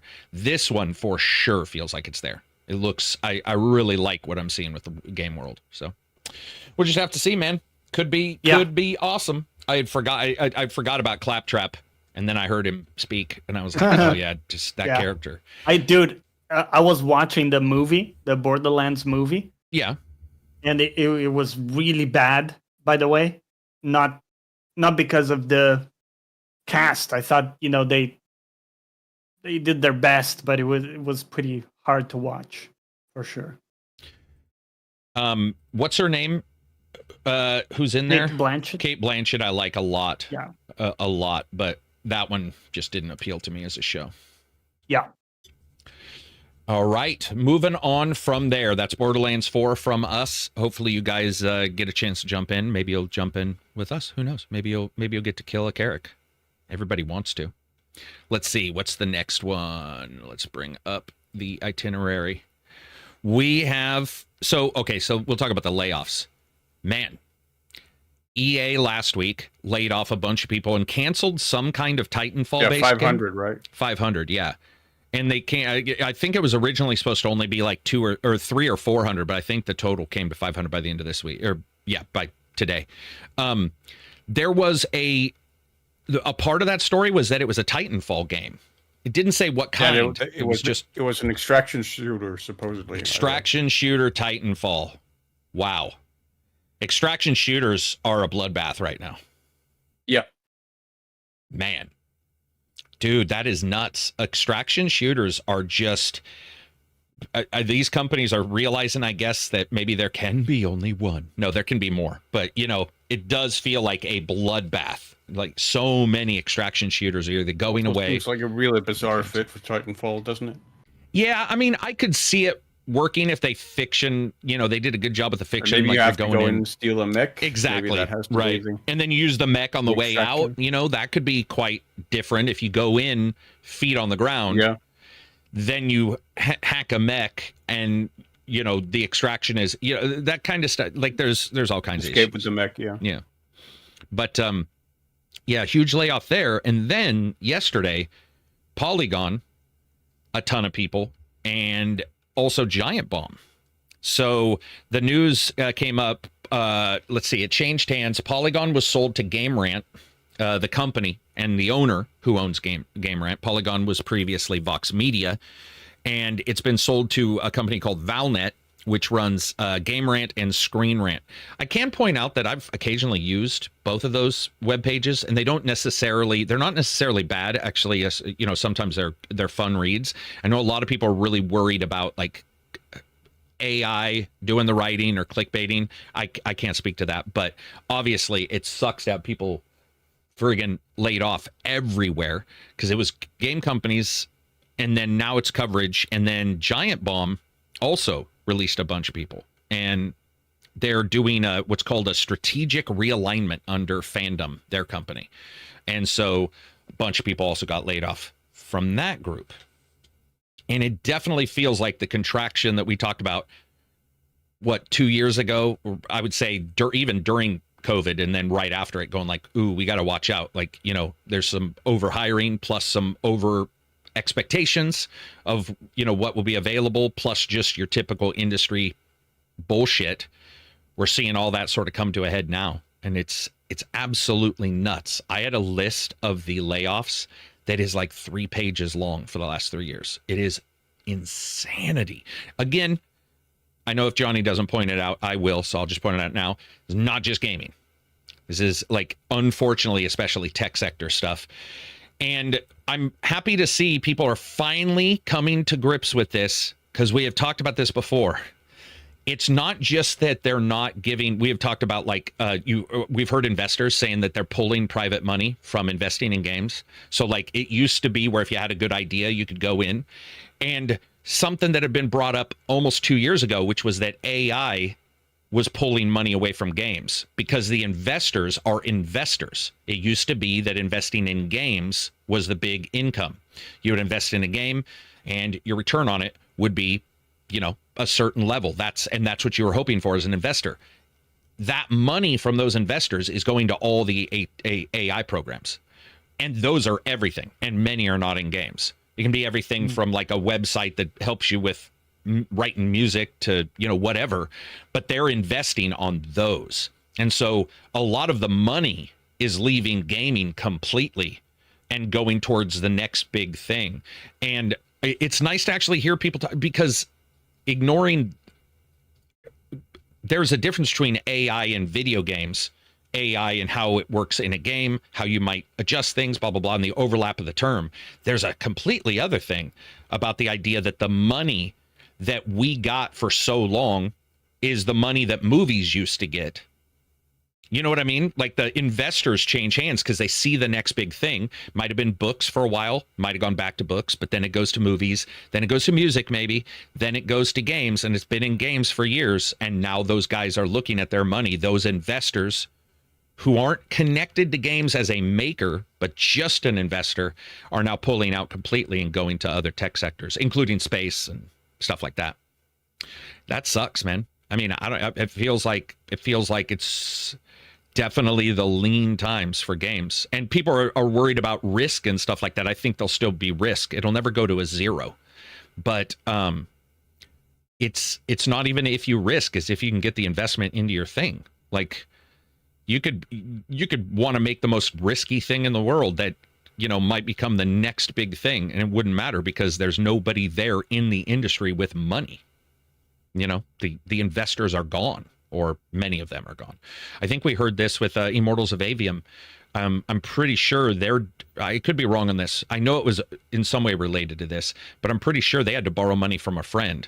One of their friends was well off and invested in the game to get it completed, because the other investors, even back then, were already looking elsewhere and starting to, because there's so much stuff. There's nobody to pitch to anymore. Yeah, right. I got $10. That's not going to help anybody. I mean, well, May, I don't know. What were we going to say, Johnny? Well, I was thinking that it's a weird situation because the gaming industry as a whole is growing year over year, right? Yeah, this is pretty lean growth this year, but yes. Okay. Yeah. As a whole. But as you're saying, some people are moving away from it in terms of like stakeholders and stuff. So it's also hard to judge what's exactly happening. Yeah. I mean, well, when you look at the numbers for like some of the reports, whether you get the financial numbers, Matt's got good numbers on Blue Sky. Simon, the newsletter, Simon, the gaming, I think it's called the Gaming Industry Newsletter or something like that. I've talked about him a bunch. He breaks down these sometimes. There's a couple others. Phoenix Games, I read that report, 2 years ago with Abzi in the podcast. I got a lot of heat for that report, but I was like, dude, I didn't make the report. These are like, these are and they state this report was maybe a year and a half ago, because I think it was last GDC. But when they were already, when they were talking to devs, the devs were already stating they were seeing this dry up. That was well over a year ago. They were already starting to see these kind of things, and now we're just sort of catching up, and it's hitting the side stuff, right? I think for a long time people think, reporting on it is one thing, so they'll be fine, other than the typical media conglomeration shit that we always seem to see. But it's like now we're starting to see that, you hear people at websites that I've talked to, even because I've bitched about clickbait. There's a certain website that I really used to like, and I bitched pretty vocally a couple months ago, and somebody contacted me and they're like, dude, like, we're like, people are just, scrapping tooth and nail to try to get just a couple clicks on, so that's why you're seeing these really super beyond belief clickbait articles, because the money's dried up, and that was months ago. And that's I really enjoy that website normally, but they've got, you can see the change. You can see where these guys are facing it. Alp says, Giant Bomb podcast folks are all I care about. I hope they keep something going. I care about all of them, in all honesty. I don't really want any of them to go away, but I do think the other thing we've all talked about this. A lot of people are just going to leave the industry because being a database tech somewhere is going to pay them more than worrying about, or reporting on camera lenses for a camera web. Sure. I do know somebody who has left gaming to work as one of their premier writers about camera tech, because the magazine still gets clicks and they get paid. It's like they still love games, but it doesn't matter if you love it, right? At some point, we all have hobbies that we love, but we don't dive into. And that's where it feels like some of the writers are going, journalists, they're getting hit so hard. Gene Park, remember Gene Park used to write for, God dang it. Was it New York? No. Gene Park. Washington Post? Was it Washington Post? And then they just canceled their game. They were just like, yeah, we're just not doing. Oh, did they? I think it was Gene who got who like was doing all their stuff, and they were just like, we're not going to cover games as much. There's just no, you can't click it. You can't do it without being clickbaity. And maybe they didn't believe in the clickbait stuff. I don't remember. I think it's not getting the attention. Thanks, Flip Cup.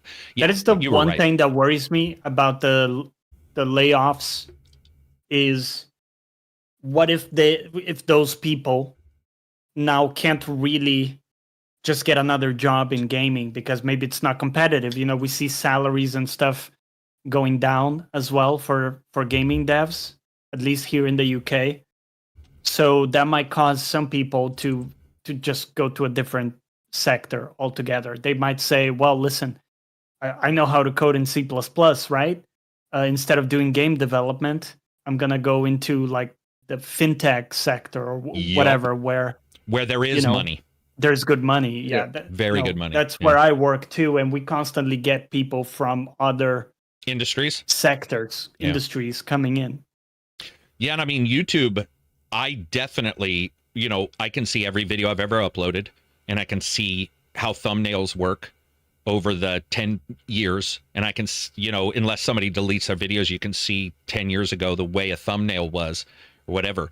YouTube is in the exact same position, YouTubers. So like let's say if you're a journalist trying to jump to YouTube, that would be like me trying to jump and be a journalist and just write. Like they're like, that's not going to, it's not going to save everybody. We've seen it too. We've seen, I think MinMax, I believe they're the one that they got a big patron, blah, blah, blah. And then after a while, the one thing with, like, let's say patron, even my own, is unless you're changing it up or you're, I'm just going to say it, you're, in some way edgy, for the most part, you get the initial investment almost just like somebody making a game. People invest in, your patron, and then for the most part, they peter out. Not always, but that does happen. You'll get some growth. I've had insane growth, then drop down insane growth, and then you have issues that you have to deal with. So that's it's almost like they can't jump instantly to something else. I do expect, my personal opinion, no inside baseball, I just expect a lot of them to either try to go to another podcast, like try to go to a gaming podcast. The problem is they're also scrounging for money, and that's why you're seeing 60 ads. By the way, anybody watching, I can't turn off the ads now in YouTube. I can only go in and say I can turn off some, but it auto places ads now. And if you want to place an ad in, as in, put your little break in, if you want to do it, it will tell you, bold face tell you that we don't like where you're placing the ad. We're going to place it somewhere different. So if I think there's a boring part of our podcast and we're going to a fun part, so I'm like, hey, you know what? I'll put the one ad in there because I only do 4 at most in these. I'm going to take a screenshot of this as I'm talking. The last podcast I uploaded, YouTube added automatic podcast ads. It added 66 ads in a 4-hour podcast. Now, that is not a glitch. It's an indicator that people are okay, that the people who are watching are okay with that. But it's also a way to get people to schedule and pay for YouTube Premium. If you make it as painful as possible, and if they like you as a creator, they will be like, okay, and guess what happens with that? I get less because it's YouTube Premium. They get more, and they get to run those ads and charge the companies for the ads. It's pretty insidious. But man, I expect a lot of them to go to podcasts, maybe create their own. I mean, patrons right now are hard because you create a new one and people are like, well, you're like everybody, it's not new anymore. Yeah, right. But I think that some of these guys who are really good writers, maybe a website, I think newsletters are huge now. Like I do a newsletter on the side. I covered writing one time, and I actually got people who subscribed for the patron because of the newsletter, which, like, at the time, I think I had 6. I had just done it, and I was like, here's how I cover audio. So it's like those are becoming big too. Those little like, what are they called? It's a very particular website that does it. I use it so little, I can't remember the name of the website. Thank you, dude. I was sitting here going like, I'm going to be here for a long time if Johnny came out. For writers. Yeah, but yeah, it's a weird. Yeah, it's very, very popular for writers. So we'll probably see some people launching their Substacks, but I do assume some will leave. Yeah, unfortunately, which and starting over sucks too. Because if I worked at a big company, if I worked at ACG, the YouTube channel or the website, and I don't work there anymore, I no longer am able to state I work there to get game code because you're not there. Yeah. So you reset to 0. You may have a name. If I moved somewhere and said, this is Carrick, you would still have some people who respond to you. But ultimately, that's also going to go towards maybe they're looking at me and going, you know what, Carrick, I didn't like your stuff, but you were doing well enough. We knew you'd get views, so we gave you. But you switch out. You're smaller now. Not so. I mean, that not happened so tough now, are you? That happened to us in the podcast a little bit when we created the second channel, right? Yeah. Yep. It's absolutely a thing. It's just totally normal life. Like, it's just the way it goes. But I So hope if you're going to discuss a game, I guess it's not as easy to like quote sell like right. Yeah. you know. Yeah. It's just a smaller outlet altogether. Yeah, I was able so to say, oh, hey, the podcast gets like 60 It's to linked 300,000 or views, and I don't want to do a review on this because I don't have the time, but we'll talk about your thing. And it was easier to cover, versus now. But I don't really have too much of an issue even now, so it's good. But yeah, it's just a weird thing. It's a weird part of the spectrum of entertainment. Hopefully this all gets fixed. Hopefully some of you guys make some serious money on crypto coin or something, and you come back and invest in games. Just saying, if you want to do that, that'd be great. Somebody wants to invest in the brand new risky game, whatever that may be. Actually, I say risky, but Fortnite's one of the #1 games, and that's as unrisky as hell. yeah. So I guess just investing at all is what matters, right? What else do we got for news? You want to grab that? Oh, I'll grab some questions. We had a shit ton, so I'm only going to read a couple. Can you grab the stuff from Discord as well, Johnny? Yeah. While I do this. All right, here we go. Nighttime Swagger says, do you think most devs overestimate how much players want choice and freedom in open world games?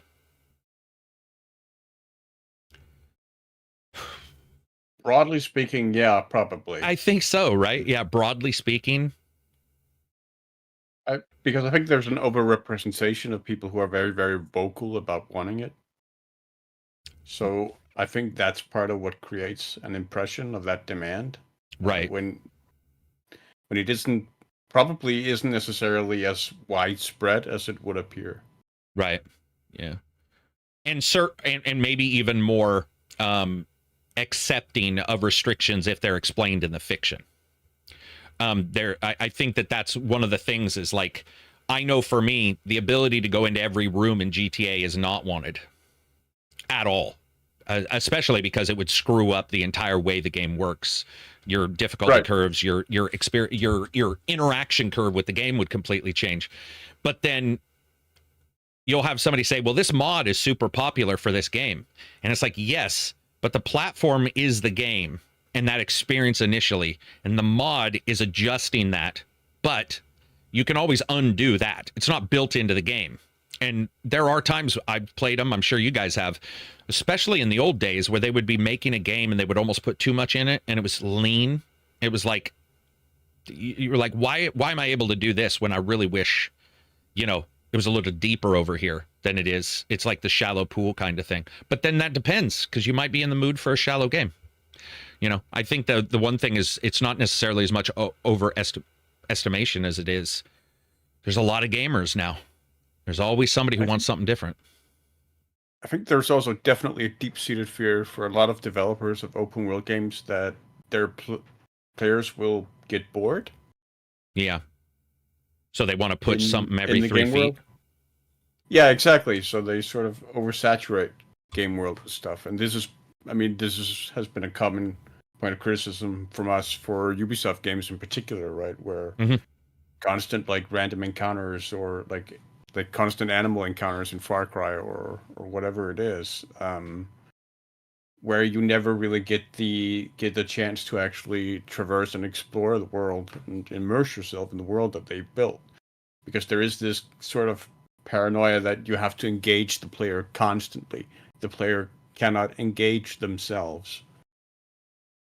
And I think there might be some truth to that, because I think, given how media consumption is nowadays, where it is a lot sort of driven a lot by instant gratification and memes and just short bursts, more so than sort of longer in-depth stuff. So I think there is a broader tendency there, but I think I do think that there is a definite audience for the deeper stuff. Yeah, I definitely do too. Next up is Gabe, but not on Steam. What's a popular gaming trend right now that you think will completely collapse within the next 2 years? I would say Extraction, but I feel like we're all seeing that sort of happen in real time. Extraction's a niche within a niche, and I think that people assumed the amount of players who wanted to dive into that. That is a good question, man. What is a trend in gaming right now that... I think Souls we're gonna see a lot less over time. Good point. Yeah. Because in large measure, I think it came from the Elden Ring craziness. In fact, it's one of the things that I noted down for today is that Elden Ring sold 30 million copies. That's just a preposterous number. Preposterous. To look preposterous. Like, these guys, Expedition, were celebrating 1 million. Obviously, much smaller game. I'm not saying like comparison 1-to-1 or anything. I'm just saying it's a crazy number. And that kind of shows the impact it's had too, right? When something's that successful, you then see a lot of people trying to get in there and do something similar. Yeah, I would agree with that overall. I think that the Estus flask the stamina, I think that they have very particular things also that I'm quite... When I see them, I no longer feel the excitement I used to feel. It's dead. It's not just gone. It's where... So, I don't like every game is like, oh, we figured out another way to do Estus Flask. It's a bonfire. It's the same fucking thing. Yeah, bonfire.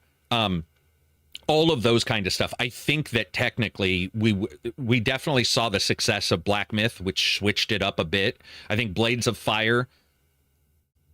Who knows if that's going to be good or not, but its idea of slightly adjusting things might work. But I do think that Dark Souls, people are going to be looking to succeed in that formula forever because they feel like that's a place where it's going to pop up. And they think that they might capture a perfect thing. But I do believe that the Dark Souls stuff is probably going to... It'll just measure out, right? We'll still get them. It's just that... Every game I won't read the PR where it's like, Dark Souls, choose your own adventure. And you're like, oh my God. I have a question for you guys. If we just went skill-based, would you consider, nah, I'm not going to, I will ask, but I'm rejiggering my question. I was just thinking, would Rock Band on master level be a Dark Souls style game? Because all of the requirements for timing and the requirements for openings, understanding where something goes and understanding patterns is directly related to the way I feel when I usually... But there's no Estus Flask in those. There's a pause button, I guess, but there's no Estus Flask. Next up is Drain My Mama. Really? Wow. When was the last time a game... Oh, wow, this is a good one. When is the last time a game gave you a moral whiplash where your decision genuinely made you pause for real-world reasons? It was probably Dragon Age Veilguard. Okay. Yeah, because you made a choice and then you saw the... Did you know the choice... Could you tell the choice was heavy when you made it, I guess is what I'm asking? Yes. Okay. I had a 10-minute break or so before I could make the choice. Before you could make it. So you were heading into it. It's sort of the big central choice in the game, which is sort of the highlight of the game, possibly, narratively. But the rest of the game couldn't quite live up to that point. But I found that particular choice and the implementation of it to be effective. Involving whether you save one city or another. I gotta also point out an excellent answer. This is from Coach McGurk. He says Detroit Become Human. I think that's completely fair because there were times where I paused. Mine would be Banishers. Recently, the most recent Banishers made me... I rarely sit there and think, but with Banishers I was like, all right, seriously, these are some ogre choices, like die quick or still die, but a little more slowly. You're just like, Jesus, these are rough choices. What about you, Johnny? Any that have given you more? The last one I can remember was Baldur's Gate 3. Ooh, good choice. There was a decision. I knew it was going to be important, but so it was hard to make. But then also the aftermath of it Was hard. was so much bigger than what I expected. And it was like, yeah, your decision had a really severe consequence that you didn't foresee. And now, I definitely felt bad after it. Like, damn. And I did that. It's a direct consequence of my action. And that game, dude, most of the time, I don't think it's perfect or anything. That game, for the most of the time, if you knew it was a big choice and it came back to bite you, there was no real problem because you knew it was a big choice. And if it came back to bite you bigger, you're like, oh, damn, there's some ramifications that I couldn't really foresee. Hey, such is life. Man up. Yep. Right? Banishers is the same way, where there were man up moments where I'm like, okay, here's what I'm going to do. I'm going to do this. This person's dead, man. Fuck this person. Because of the two fuckeries, her fuckery is worse. And then I would do it. And just like Vampire, a little bit later on, something would pop up. And you do that thing where almost like somebody says something beside you and it causes, you're walking by and you're like, wait, what? And I remember doing that in Banishers going, no. There's no way that this just happened. I had to have heard that wrong. And I went back and I was like, are you? But I loved it because I knew what I was doing. I mean, I was doing it. That's your entire job. It's called fucking Banishers, right? It's not called pat them on the back. Something's happening in the game. Those are great, man. Baldur's Gate had a number of them. They did pretty well.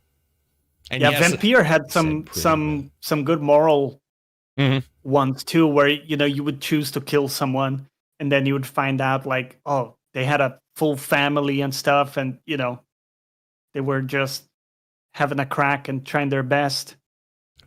Here's one, and we won't spoil it because I don't remember this. This is Love the Game, says the Cyberpunk DLC made me pause for 15 minutes. I ran around my apartment freaking out. I couldn't make a choice and I was losing my mind. Oh, duh. That Phantom one. Yeah. For some reason, I couldn't figure out what. Phantom Liberty. I felt like the choice was sort of, I felt that was an easier one, but I now understand what he's talking about. Yeah, that one was good too. Also playing The Quarry was one of my favorite Choice Matters games. Me and my fiance played it twice, back to back over a week. So fucking good. Love the games. If you still have The Quarry, absolutely put that thing on TV mode and let the game choose who dies. I've watched The Quarry as a movie like, damn, way over 10 times and just let it choose how it was going to play out. And I don't know why, but to me, that's the height of a game's added juice. Like when a game is good and then it's got an added mode, like N+ modes don't interest me nearly as much as something like that, where you're like, wait, what? It just lets you. Interesting. Yeah, there's something about it that's so, because then I'm hands off. And there's also something very pleasing about knowing if somebody dies, you're not in control of making a mistake. And you're just like, okay, I'm not going through it to choose certain things. I'm just going to go ahead and let the game do its thing and see what happens.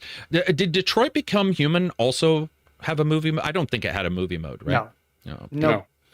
See, oh, this is why I like Gamers Little Playground, one of the channels I'm always going to pimp out, because they will do multiple playthroughs of a game.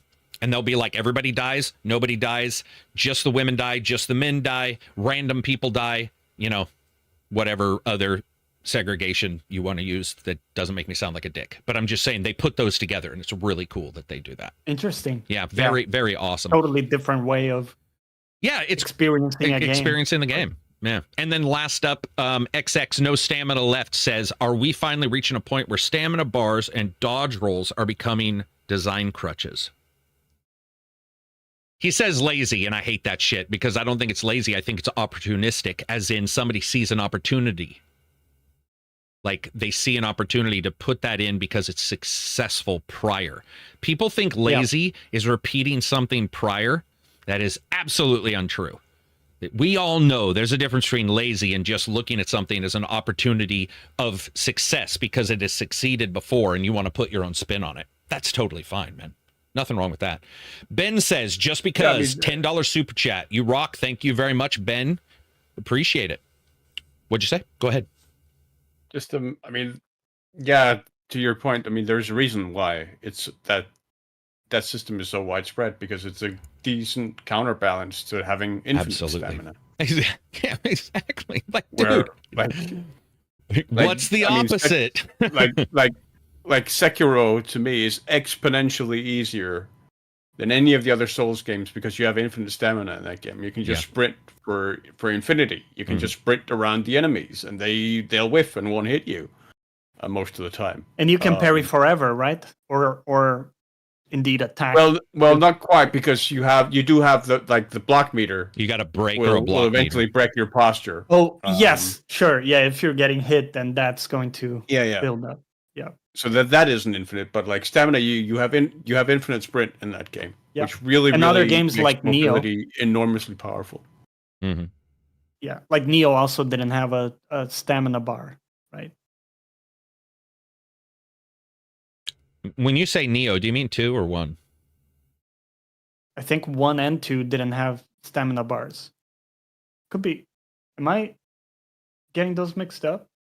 I mean, I might be too. I'm doubting myself. Yeah, it's been a while. My look of I have to poop frustration may have just been me because I played so many. But when I played, I feel like I feel like there's something that goes on in Neo. I just don't remember what it is. There's oh my god. Yeah, there are some games that don't do it. Mm-hmm. Yeah. Which is interesting. It kind of begs the question: is it needed or not? Like, what would it look like for you to play Devil May Cry, Elden Ring with? Right. Yeah. More combo based, maybe. Yeah. I was just saying it would look like Devil May Cry in a way where you are just doing spam and you're more. But what would you do? You could crank up the damage. So let's say, right? Yeah. Assassin's Creed doesn't have stamina bars, like the newer RPG games. Yep. Yeah. True. They have infinite stamina as well. Dude, you got to. Yasuke's a big motherfucker. You got to make sure. You've been doing your lung work. That dude is a monster. Watching Josh play that last night, and he was just like, "Holy shit, this guy is a brute." And I'm like, "Yeah, I wish Eivor had felt that way. I'm gonna forever feel like that would have really helped me enjoy Valhalla more." Dylan says Neo does have stamina. There you go. Okay, yeah. Probably getting it mixed up with some the other thousands of other ones of these. Yeah. Go ahead. What questions do you have from the Discord? All right. So we have this one from let's go back. This one from I am John Galt. What would you prefer the industry to do? Continue charging $60 to $70 for games? Pushing micros, season passes, releasing DLC, etc., or ditch all that and charge $100+ for a game with zero paid DLCs, micros, etc.?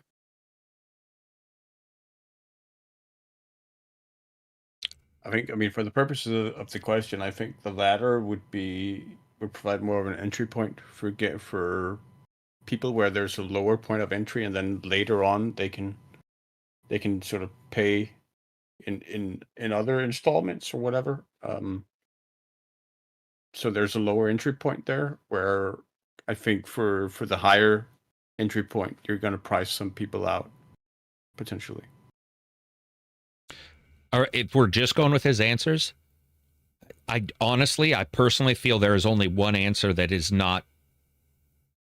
I mean, like, they're all Sith answers, but the only answer in there that to me is acceptable in any way is do an early access version of the game at your full. You do have FOMO, but at some point you're going to let somebody get in at the normal price.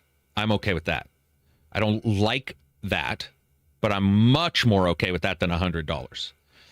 Do I think it's okay to price your game at $100? Yeah, it's okay, because we cannot buy it. You do what you want. Yeah. Fuck that, man. Like, you price Tetris at $100. That's on you. Yeah, I agree.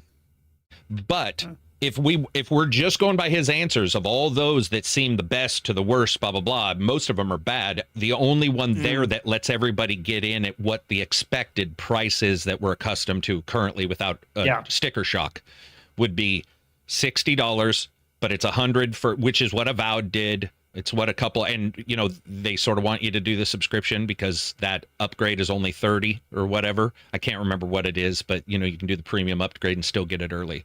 But those are some bad choices. Also, I love free. Yeah. I am free market. I always will be. I do think people worry that every game will be 100 or every game will go. We've seen that's not the case. We still see a massive number of games that are, you know, you're 30, 40, 20, 9, 10. I bought a game for $9.99. Great game. So, you know. Yeah.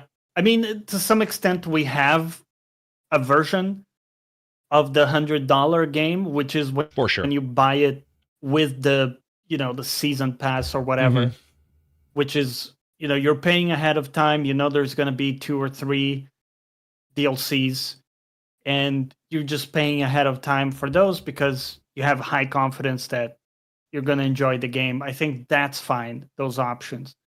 But when you frame it in terms of your base entry level is at 100, that's so far outside of what a lot of people can afford. And even if I can afford it, I would think so hard about spending $100 in a game that it's just like, you know, selecting out so much of the demographic. It's the niche, and I don't think it makes sense. I think it also is. So here, Johnny, that's a good point. So what you can talk about Xbox.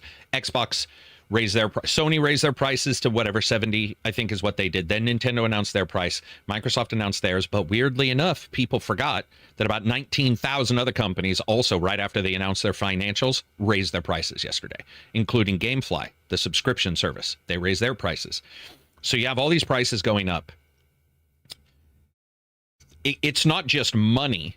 It's the idea that you're going to look at it even harder, right? And so there's 2 ways to do it. Initial purchase, and this game better be amazing in all ways. So now you're even more critiquing it, because I'm critiquing a game at $100. If a game comes to me where they send me a game at someone like Rockstar or whatever was like, okay, GTA codes are going out, the game is 100. You can bet your sweet ass I'm going to be reviewing that game as if it's $100. I don't care if it's GTA 6. I don't care if it's GTA 20 early. It will be reviewed as if it is $100 of hard-earned cash, because $100 is hard for me to come by. $60 is not easy to come by. That is ridiculous. If they want to do that, fine. I do not like the Battle Pass shit, though. The reason why I'm okay with the early access thing, and I want to reset if it's an online game, is because FOMO is one thing, but we already have FOMO. FOMO is a part of life. Somebody's got a prettier girlfriend than you. Guess what? FOMO. That's life. Everything in life is FOMO. I can deal with a game being 100 and then drop and then coming at 60 a week later. Do I like it? No. But in these contexts that we're talking about, in his questions, the thing about the Xbox raise and GameFly and all these companies raising the prices is that shit was planned a while ago, especially when you look at just announcing their financials that just came out, and then you see those price changes and you see the tariffs, all this kind of stuff affecting, you see just wanting more money, all this stuff happening. It will not price out other people, though. I do want to point that out. There are other companies that are huge that have no plans to go to 80. So the big question is, in a way, does it allow us to be more, I guess, critiquey or whatever? You won't just be rushing to spend $80 on every single game, which we have in our own Discord. We see it all the time, where you'll be talking to someone, you'll be like, you bought 2 games, you just bought a $60, or you just bought 2 $60 games. It's like, damn, that's $120. And they'll be like, no, I'm buying another one tomorrow. And you're like, well, wait a minute. But if they're $100 or $80, whatever, it'll allow people to be more critiquey. And I honestly do believe that other companies, they're not stupid. There's ways to make money. There's Walmart ways, and there's Maserati.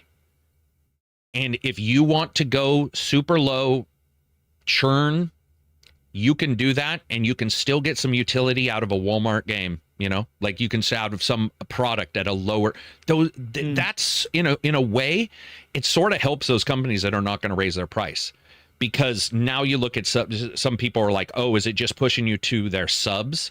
Like, did PlayStation raise theirs to push you towards their subs? Did Microsoft raise theirs? Sure. Yeah. Of course. Yeah. Like, what the fuck? Like, it doesn't even make sense. That's a monetary look at it. Of course, that's what they're doing. But it also means the Devolver Digitals, the Focus Home, the Focus Interactive, those companies, if they release their game at 60 or 50 or 40, I think there'll be more available money for them, which in a weird way, let Microsoft price themselves out of fucking everything. Let them charge $1,000. Maybe they'll have a game worth it. But what it does is it allows a lot of, me included, just to be able to look and go, you know what? There's no fucking way that game's worth $100. But this game over here is 50, and so is this other game.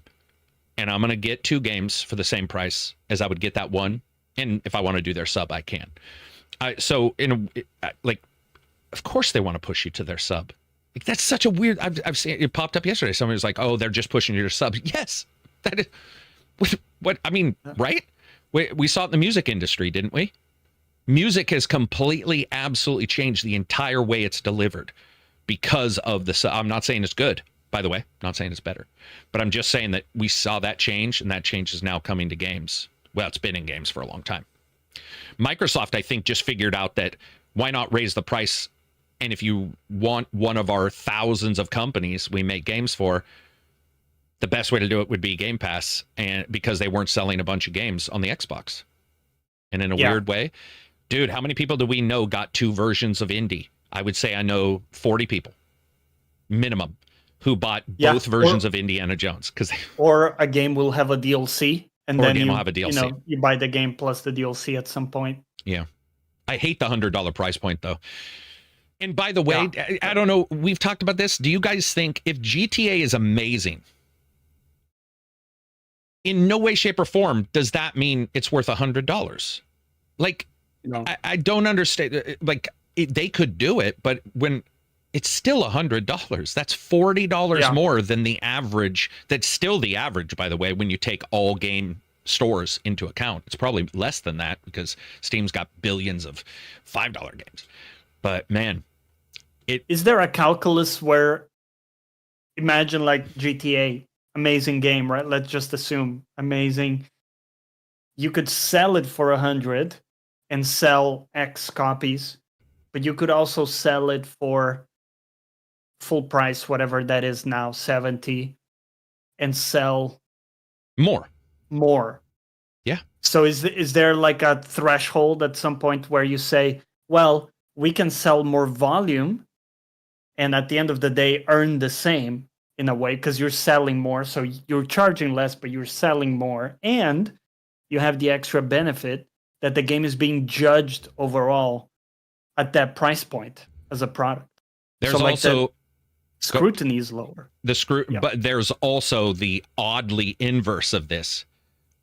The pricing at 100 will get some people to desire to buy it because they will be of the opinion that if they have the balls to charge 100, it must be worth 100. Must be good. And there are people we all know in every industry where a guitar isn't better is selling for $600 and you're like, dude, that's a $300 guitar that they have painted red. That is all. And people will see the 600 and get price FOMO as well. Like, the prestige FOMO and seeing that thing. But that's the flip side. If you can sell the same volume for just more money. Or status, or as an indication. Or status or an indication, yeah. I mean, dude, I'm going to tell you right now, if I ever talk to somebody and they're like, dude, guess what? I got the $100 version of GTA 6. Whatever status they did have with me is going to drop dramatically. Maybe not with guitars, but I'll tell you, with a game, if somebody's like, I don't know, it'll be weird to see. I agree with Johnny. I think selling it at 60 just lets more people get in. And the difference, yes, it's $40. Let's say they had $100. I could see them doing 2 versions. Let the consumer choose. If you want to throw some micros on there, you do you. Yeah. Whatever. But let people get into the game in general, right? The game in because general. Because that has its own FOMO. If you're saying the $100 version has whatever you want to throw at it, statue, shark cards, statues, a car, right? Those are also going to be FOMO elements for the people who care about those things. Like you say, at least you have the choice. If you're not among those people who care about it, then at least they're still capturing you as a client. I just hate the idea of $100 game, not because I think the world will follow, because we've proven that is absolutely not true. We've seen multiple ones who have not raised their price. They're still at 50. We see like Focus in particular, a lot of times sells their games at a reduced rate. But then you see companies like Ubisoft put their game on sale right away. You know, within a certain amount of time. They obviously have a plan. Right. They've got their financials, and those financials obviously maybe their stock price doesn't reflect it, but to them, for whatever reason, it's making sense. There's room for everybody to do what they want, but I'll tell you what, a day one purchase for 100 is insane. Like, yeah, that's not just a jump, Johnny. That is almost 50%. Like that is like, or what? Yeah. Sorry, that would be 100%. My math fucked up, but you get my drift. Like that would be a massive leap. Yeah. I don't know. The Jimmy Chonga is saying something as a musician, as I'm somewhat of a musician myself. No, he says, as a musician himself, Johnny's probably very well aware guitars have seen a huge increase. Look at LTD, for instance. Some LTDs are selling for as much as ESPs. How'd they make that chance? You down with OPP? I have no clue what he's talking about. He's just dropping acronyms. What is LTD? And I don't know what LTD is. Yeah, ESP is a brand. LTD is another like brand. A series of guitars. Oh, I've gone full blurry, full Japanese. Have to pay $100 to Johnny, and he'll unblur himself.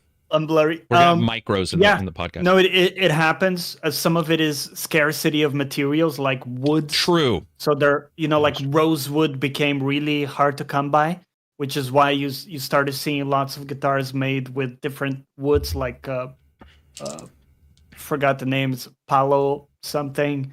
Just different woods that are cheaper and stuff. So you do see that, but that's more because of like hardware and materials. I have a question for so you at least right they're now. A bit easier to track. What's a wood that is well known to be great for guitars? Great, not just good. What's a wood that, like, if you hear that wood is being used for a guitar, you personally, it doesn't have to be what the world thinks. I'm saying you personally, if you see it's made out of fucking birch, I don't know, and you're like, dude, I'm like, it's a step up for you. Is there a step up for you? So it's not just the wood, of course, it's like the whole guitar, right, that makes it, but rosewood is a really high quality, and it's in general kind of warmer, richer. Mm-hmm. Less cheap sounding, probably more expensive. That's a very safe bet. Yeah, okay. Rosewood is amazing. Not to say you can get some other amazing sounding woods and combinations, but yeah, rosewood can't go wrong with it. And I can make a rosewood guitar sound just as shitty heavy metal guitar, as right? Ash for heavy metal. Is Ash heavy metal? Just the name, right? Oh yeah, true. The name itself. Yeah, Ironwood. This is my Ironwood guitar. I'm heavy metal. What else do we got for questions? This one from BKJ. Is there any sport that you would like to see made into a video game? Maybe already has been, but hasn't been done well or not for a long time. Surfing comes to mind for me. Kelly Slater Pro Surfing on the OG Xbox was a fun game with cool mechanics and graphics for the time that could be made so much better. Town and Country had a surf game. Man, that's some ancient ass shit. That could work. Yeah, surfing would be great. Yeah. I could see that if you built a little bit of a tycoon game around it as well. Yeah, career where you mode. Have your career. Yeah. Oh, yeah, dude, that'd be awesome. And I played a surf game for the Xbox One and the PS4, right? Xbox One and PS4 that I sort of liked. It was a bit janky, but I hadn't played a surf game in a long time, and I genuinely thought it was actually pretty okay.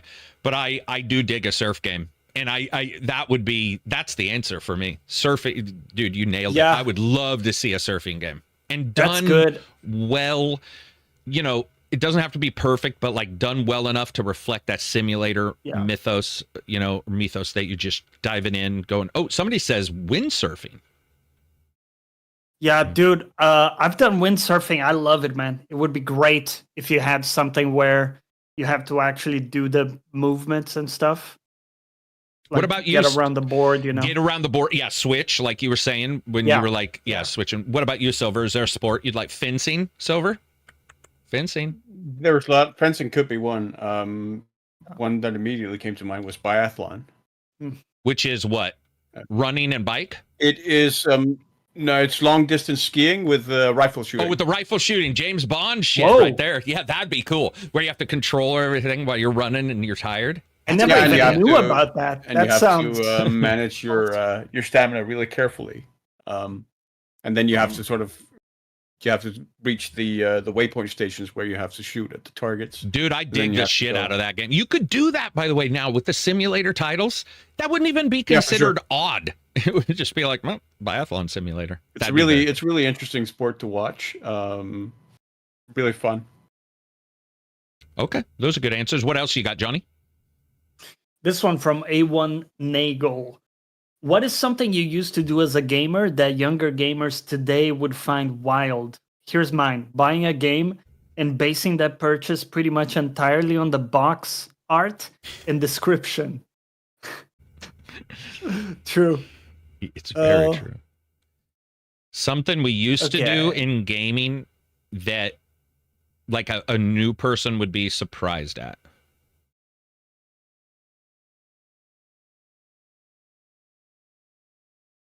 I think completionist stuff in general is also quite niche today. Not a lot of people go for completionist runs, and I feel like it was much more common. Do you? I don't think it was. Like, how would you track that back in the day versus like platinums now, though? Honestly, totally anecdotally, just like in my circles, I just knew. Like people tended to stick with games way more in my circles where they they just spend months playing the one game. The one game. And certainly myself, I was much more like that. Man, that's a good question. I mean, his answer's really. I mean, way back in the day, games used to be a lot more local on the couch than man. Prior to the internet, right? So good too. Where you used to hand the gamepad over to each other and whatnot, which isn't as much of a thing anymore. Like the Switch and like Nintendo in particular still sort of tries to keep that element somewhat alive with games like Mario Party and Smash Brothers and whatnot. But overall, that's a trend that's definitely been on the downward spiral for a long time.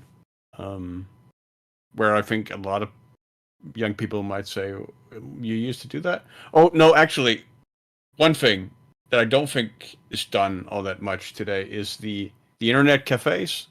Going to an internet cafe for the overnight stay, like staying up the entire night with your buddies. A private LAN just for you and your pals. Yeah, exactly. Yeah, that shit was great. Like doing that sort of stuff. That's not something I see being done all that much anymore. And mine would be a continuation of the guys who asked it his answer. And mine is,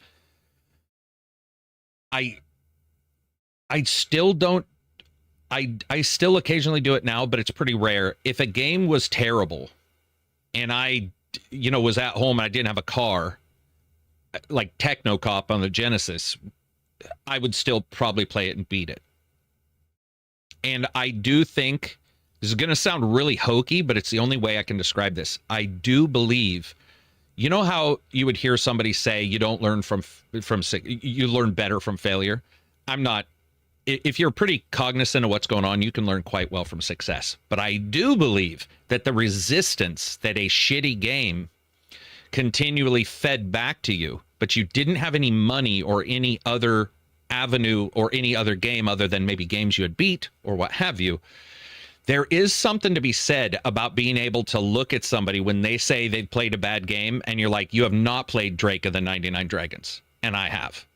Until you've played that game, don't fucking come with, at me with like, this game is fucking terrible. It's like, dude, seriously. I don't like to get in the who's done the worst thing, who's got the worst illness, whatever. But seriously, I did do that more back in the day where I would play a game, even if it was, because I didn't even have a car. Like I didn't even, there was no way to get, I had to wash the cars to get money from my parents, do extra chores. They'd give you, extra allowance or whatever. You get that one game. That's all you, it was on you, man. And returns. Bought in. Dude, I don't know about you guys. There was no return. If I went to Fred Meyer and was like, I'd like to return this game, they'd be like, okay, we'll take it. Like, no, I want my money back. What the fuck are you talking about? Your money back? You bought it. The game works. Live with it, bitch. Yeah. And so you would be stuck. And I played a lot of shitty games. And it taught me, like, sometimes with the hyperbole we have now, where somebody would be like this, the same thing goes with people saying old games all worked great day one. Fuck you. Yep. You're a liar. I also, That's like, a lie. back in the day, I hadn't lived through that. I hadn't played as many games, so I didn't know if the game was bad or if I wasn't getting it. Like maybe I'm just not playing it well, or like I'm missing something.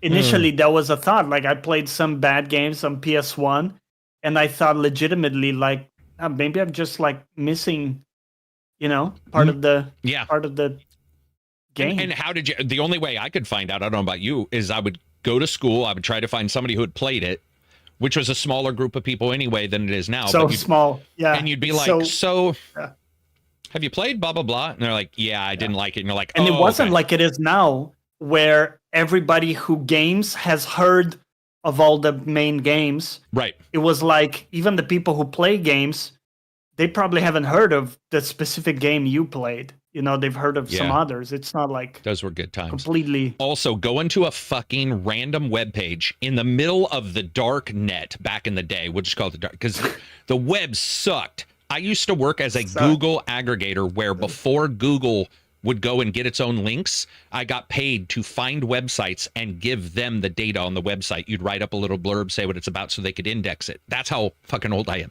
But listen to this. Go to a random forum that had nothing to do with the game, and there's a patch for the game. Not on an official website. There was no you didn't go to the official place to get a patch. You would find out online or in a magazine. They'd say, hey, if you want patches, this one website has started accepting uploads of patches. Yeah, they would be included with the CD-ROM with the magazine. Wasn't it like scrolls.com? Something, I think, with the term scrolls had like a letter A to Z, and you would pick the letter and just hope your game was on there. You'd be like, I'm playing Akabeth. Like click A and hope to shit somebody had uploaded a patch, because the game didn't work, because as we know, all old games were not perfect, regardless of what people say. What's your the fact that we used to have something called shareware. Oh yeah, shareware was the shit though. Shareware was great. Yep. Man, I forgot all about shareware. Going to the college in my town, which I wasn't even going to, and there was a group of guys there that would always have different discs on the table. You go in, and then you just return your disc, or trade. It was almost like what are those? The the neighborhood library box where they have a book, like a book sharing club. Right. We still have those here. But yeah, that's what it was like. Shareware. Those were good days. What else we got, Johnny? That's this one from Knucklehead. He says, not as researched on this as I should be, but I wanted to see your thoughts. With price increasing coming Switch, Xbox, do you think it's justified for digital games to also increase in price? Are the game price increases just an industry shift overall? Or do you think it's majority in part to import tariffs and physical goods? It seems to me that digital games are staying the same price. It seems to me that digital games staying the same price would be a nice middle ground, but I doubt that's the way it will turn out. I know Switch 2 games are apparently going to be slightly cheaper digitally, but I have not heard the same from Microsoft. I think particularly in the case of Nintendo, I think it's clearly a pricing strategy overall. More so than anything related to physical production of the actual games. I would say, in a perfect world, digital should be $10 cheaper. In a perfect world, absolutely agree. I would love to see Microsoft or anybody just be like, hey, and people get on Microsoft, but let's be honest, man. This started out with not them, but it's like any of these companies. If you're doing a digital version, now I will say this: physical store, you are beholden to the company's sale. So if you go to a Walmart and they have a sale and you buy it there and don't realize Fred Meyer, right, has it on sale, or Target, you can get sales physically. There are ways to get, things cheaper physically, but the general retail price is the retail price. Digitally, I will say I do see a lot of sales on games pretty quickly, or ways to save some money pretty quickly, but I would love to see them $10 cheaper. I think that, yeah, I think overall that makes sense, because it is their server. I understand that, but funnily enough, is what Nintendo is doing with $10 cheaper for the digital. Is that what you're saying? Yeah. So I like the idea of 10, but I think that's reasonable. We see Sony does not do it specifically. They charge full price. I think most companies do full price for digital. I mean, we say that, Johnny, but I do go online to look at a game in like the Microsoft store, and it will be on sale, and it won't be at my store. Does that make sense? Like at the store near me, because I'm beholden to a particular price just because of the store's particular price. I guess if let's say Amazon, I guess, to even this out. Yeah. Let's go with Amazon. That way it's not localized. I think you often do see sales on Amazon, even day one, slightly cheaper. Yeah, man. I guess it's digital, $10 cheaper. We'll just make it easier. Digital, $10 cheaper would be the best way to do it, right? That seems fair. If we ran the world. Right. Yeah, I think what we see now, which is like physical cheaper through Amazon or whatever, that strikes me as backward. I would want to see digital be a lower price. Yeah, for sure. What else we got? This one from Green Saturn. Hey, ACG, since Microsoft is upping both hardware and software pricing again, do you think that this contradicts their plan to make gaming more accessible everywhere? Or is there something I'm missing in their strategy? No, I think this, I mean, I don't necessarily like it, but I think they're looking at the sales on the Xbox. Their sales of the Xbox and their sales on the Xbox, and they're just doing exactly what we talked about, which is you raise the price of your remaining inventory, which is what they're doing for the hardware. Games are still expensive, but now there's a gap that's $10 more for the subscription. And it's what Sony did with theirs. And so you look at it and you're like, I mean, it's easy to not pick on, because you can't pick up, but you get my drift. It's easy to just point out one, but it's like we've now seen this from multiple companies. It is the way they do it if they have a subscription price. And by the way, Ubisoft, they have a subscription. They do the same thing. You'll see a game and you'll be like, you go to subscription. You're like, okay, well, for the subscription, I can get this, you don't own it. You don't own it, but you get to experience. So I guess technically that is part of maybe what he's missing with the thought, is that the subscription is part of the equation. So like, oh, absolutely. Sure. Because they've already been clear it's growing. They won't say the exact numbers, which I hate. And all the companies are starting to go to these weird, because investors, blah, blah, blah. But yes, they want to grow that. And LG just got the app on their TVs for streaming. I don't like their cloud streaming. I think it has technical issues, but they obviously are looking at furthering that. Sony will continue with their sub. Nintendo will have something. It is the music subscription service style going to games. It is, by the way, also the way books work. We see that with books now too. You can go. Dude, physical books are way expensive. I forgot how expensive physical books are until just recently. Yeah.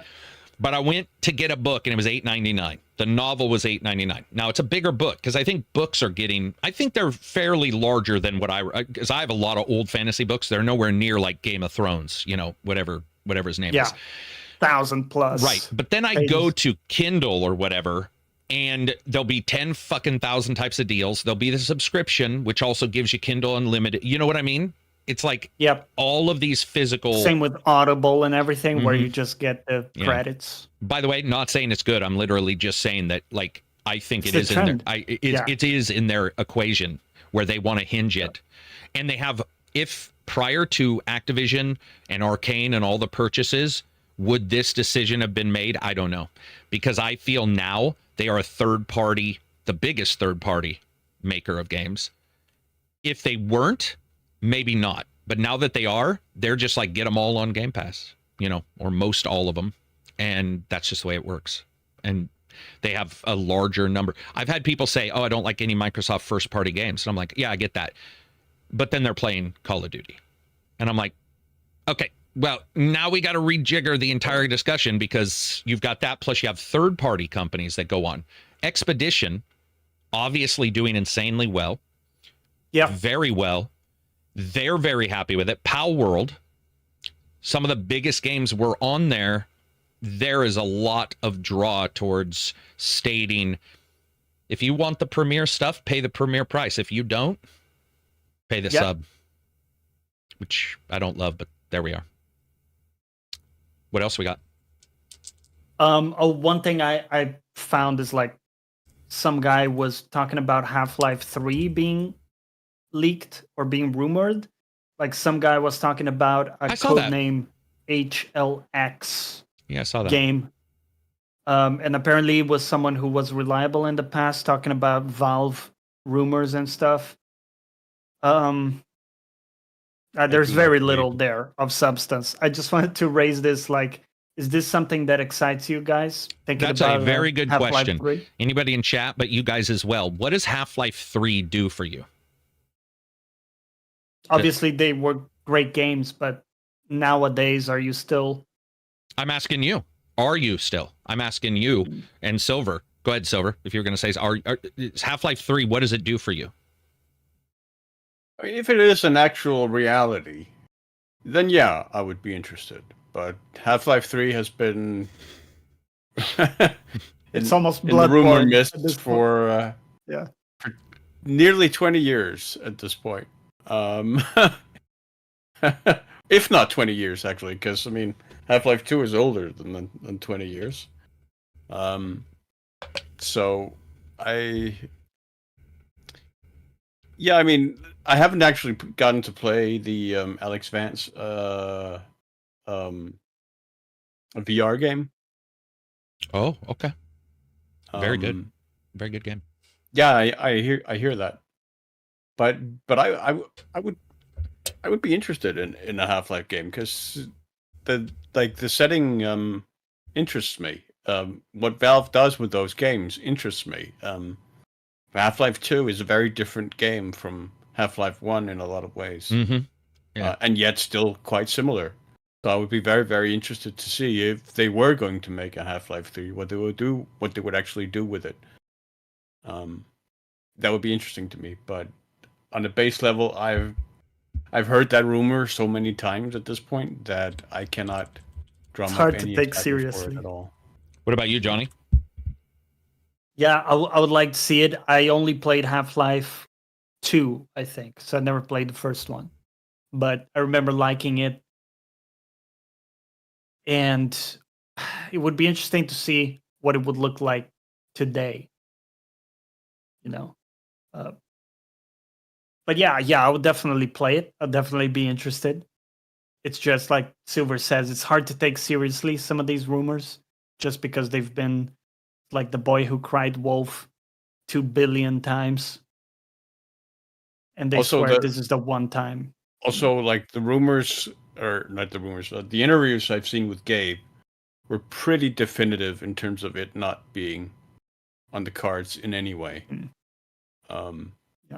Or at least at the time he did that interview, he did say something like, we couldn't figure out a way to up the game, to deliver. So I'm agreeing with Silver that was said. I do believe there might have been some business in there. But I will also say this. Half-Life is so old. And when I played it, I was nowhere near, not even within a millionth as high of a reaction that most others had. Half-Life 1 was very fun. Very fun. Played it a couple times. Half-Life 2, very enjoyable. Played it a couple times. And Half-Life Alyx is very enjoyable. Played it a couple times. The number of games that I can say that for is well over 1,000, though. There is nothing about Half-Life that makes me go, oh my God, this is something that is whatever. It's more interesting because of the length of time and because of what they may want to do. Very interested in that. But Half-Life 2 didn't like shake my bacon. I wasn't like, oh my God, you know, that every game for 10 years now, or I don't remember when Half-Life 2 came out, but it was packaged with Steam. The big thing 20? with Half-Life 2 was Havoc, right? The physics engine. It was a big thing, but it was like... And the gravity gun in particular. Yeah, I mean, which was a cool weapon in a game. But I don't define all of my interest in something because a game had a cool weapon. It just wasn't... It was great. I enjoyed it. But I mean, I would need to see what... I mean, yeah, like Silver said, there's so many rumors, right? So many... I mean, what did Reg say? Half-Life, the card game. We just have no clue. I really enjoyed Alex. Yep. It's one of the best VR titles there is. But I mean, it's like there's a lot of other games out there. You know, I need to see something from them. I feel the same way about GTA, by the way. I'm very excited for GTA because it's been so long. And GTA is fun, but I'm not one of the people that's going to be playing GTA 16 years later, you know, and, you know, be mired deep and have a base and be doing dailies in a GTA. It's just, there's a lot of games out there that I would rather experience. I'm not really sniffing the Steam coming from Steam either. I'm just not really like, they are what they are. I don't offer them anything more than I do any other company. They've had their ups and downs like everybody else. Yeah. I'm not really idol worshiping like that. I never have been, especially for Steam. What else we got? The last question for today, great deep question from Zaxby. Fellas, is it gay to moan while peeing in a public bathroom? Weird. Many questions. Yeah, I don't know what the gay part would mean, but I would say weird as hell. But if you haven't peed in a while, it feels pretty gay, good. You mean cheerful? Then there you go. I suppose you could moan cheerfully. There you go. Yeah, if you moan excitedly because damn, it feels good. I love, man. There is few things as good as when you haven't peed in a while and you pee and you're like, oh, well, that's God. True. But I'm thinking that any sound or interaction you make while peeing with if another person's there, that's already out of the, you know. All right, let me ask you this question though, Johnny. And this has happened to me. There have been times at concerts where you have to pee really bad and you're like, okay, I'm not going to make it home after the drive, whatever.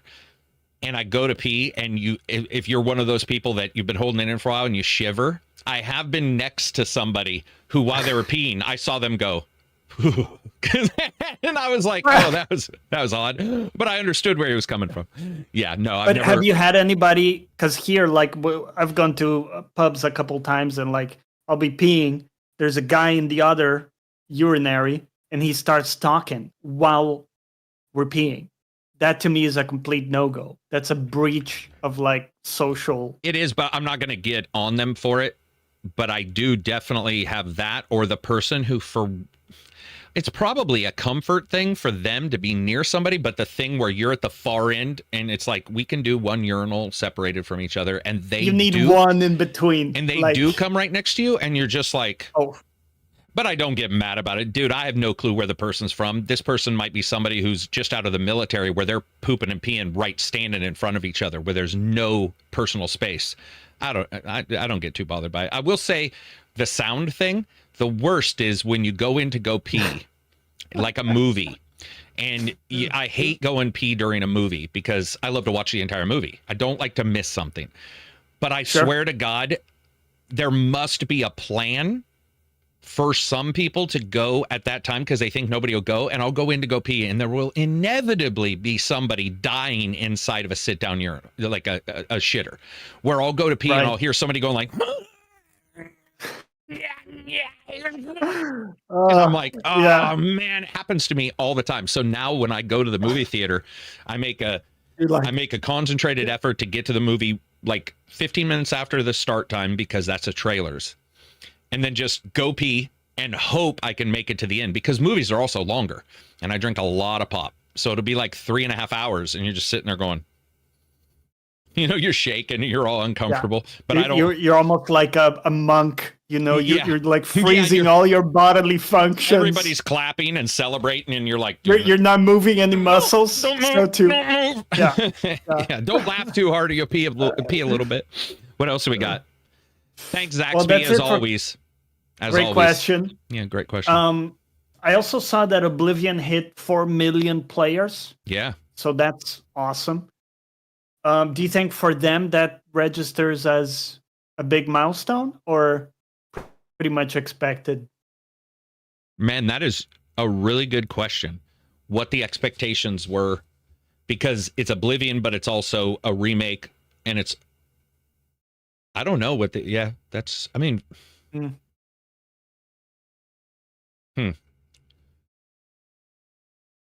I mean, I'm sure they're really, that's a good question. I don't know. Maybe they wanted it higher. Well, 4 million in how long? How long's it been out? 2 weeks? Yeah, about 2 weeks. I feel like that might be low internally. I'm not saying it's low. I'm saying they might be like, oh, darn. We thought, especially because they did a pretty good job overall. So yeah, I think if you told me purchases, that would be very high.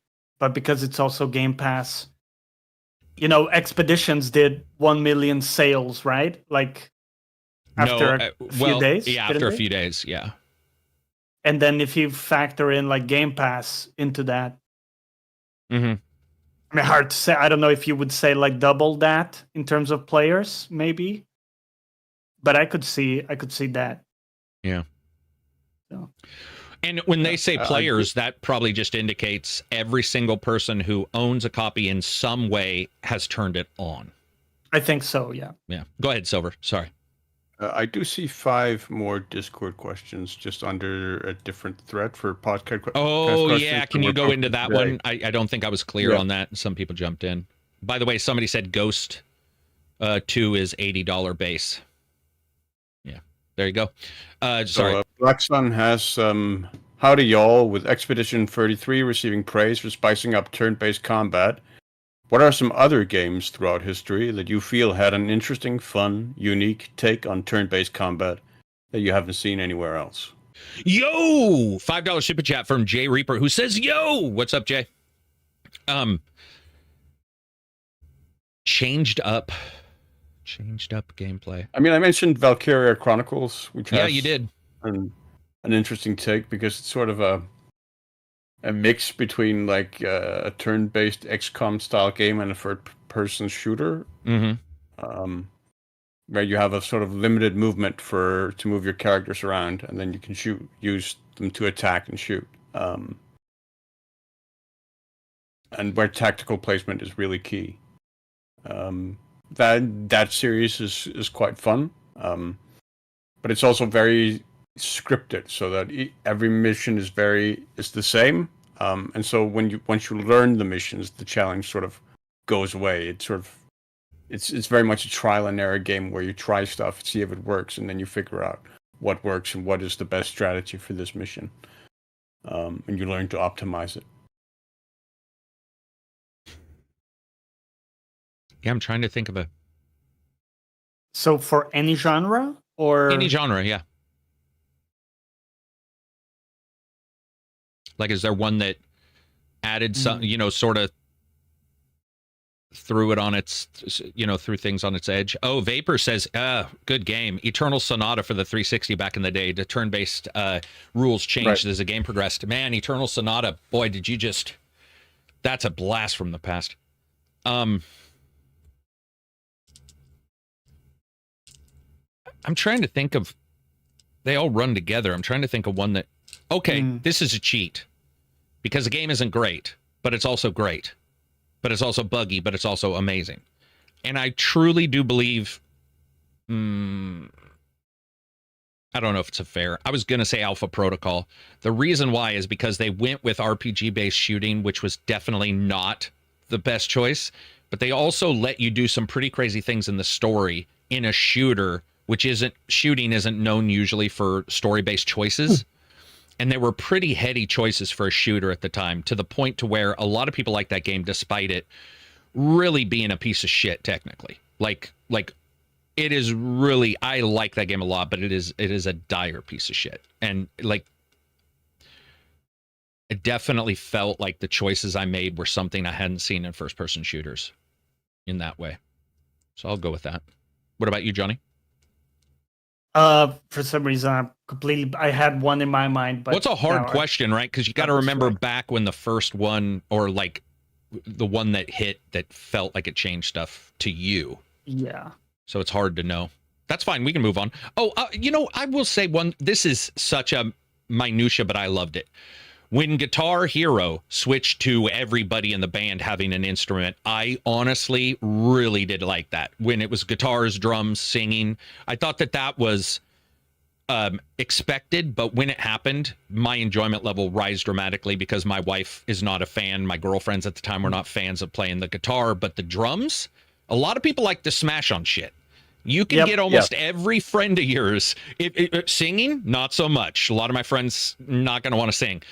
But my wife did a group where she got a bunch of girls to come over, and they did a girl band 1980s thing, and they just played the one with the guitar and the drum, and they just had, like, that was almost a LAN moment that I used to have, but I saw it happening much after LANs had sort of dropped out of business. So the drums were always the crowded instrument in the music room in school. Yeah, right. I mean, dude, it's every child's dream to be told that you can bash shit, but technically it's a skill. All right, go ahead. What do you got, Johnny? Or Silver. No. Sorry, Silver's reading. Go ahead, Silver. Go for it. Smith Rage. What game was ahead of its time? And his was Excitebyte on the NES because it had create your own level back then. It did. Oh. It did. Excitebyte had create your own levels. That's a really good point.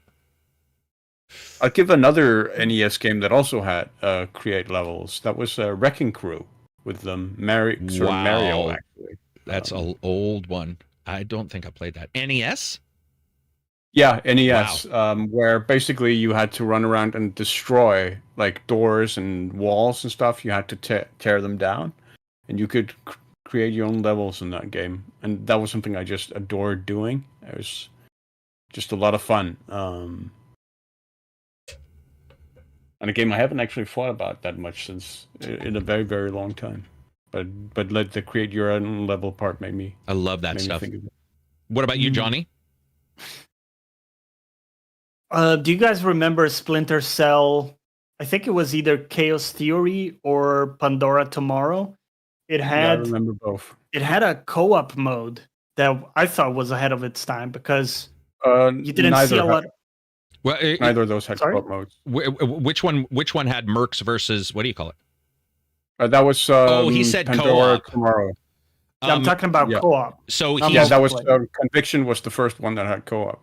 And are you I'm asking, are you sure only for one reason? There were two completely different versions of one of those, one on the 360, one on the Xbox. And one of them had completely different levels and everything. Do you think maybe he's talking about the other one?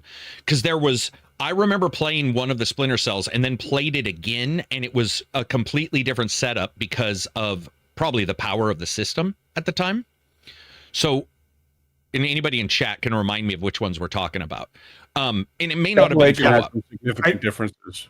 I can tell you it wasn't Conviction because I haven't played that one specifically.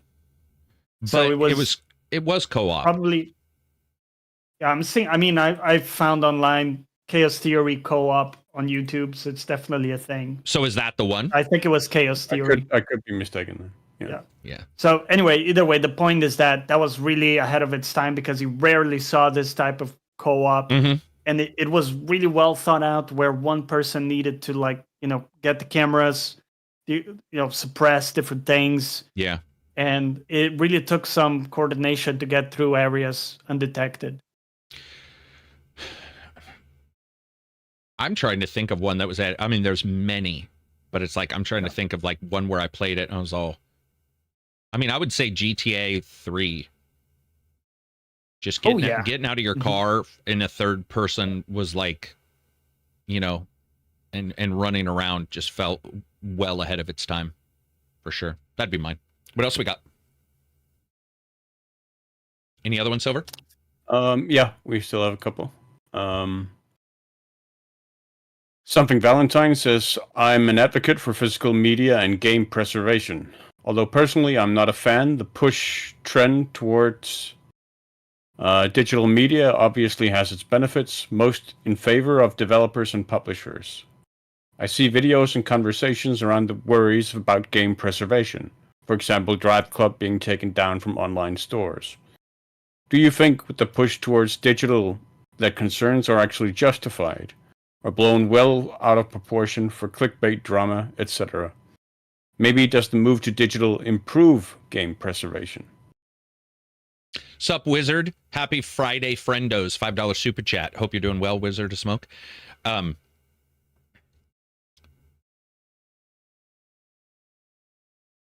So can I? One weird thing about the crew in particular,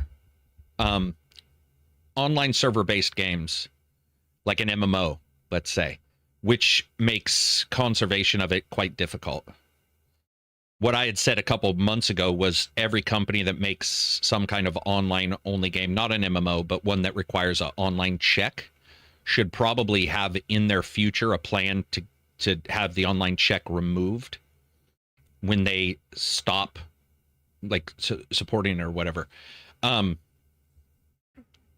But I would say, I don't know, what is online? How about this? Let me ask first what preservation means. The reason why I ask this is preservation to play or preservation. So somebody may have a copy of the Kuma Sutra translated into Pig Latin and preserved it, but it doesn't mean I can check it out of the library. If we mean preservation as data somewhere, absolutely 100% we should have that. If we mean preservation to play it, there's a lot of games that I think are quite difficult to do. How are you going to preserve Knights of the Old Republic? And are we going to say they have to? Are we going to say they should? Because the crew is definitely skewing more towards that game, especially because of how they ran the first one versus the second and the third one. So it's like preservation in that way. I believe for sure the data should be kept somewhere. But the other thing would be like Forza. They pay the IP for the cars, and then they have to not pay the IP for the cars. I personally don't have a right to get it later, but if I did buy it, I still want to be able to play it. So my preservation is a purchase I made. Then I believe that preservation of the data should be somewhere for history. I like that idea. But I mean, there's a lot of games out there where I don't know exactly how we're going to preserve them in a playable state. Well, one element of that is having offline modes for games, which is nice that we're seeing more now, but a lot of games used to come in only on online mode, especially ARPGs and these types of games. Yeah, where there was no reason. You have the offline. Yeah.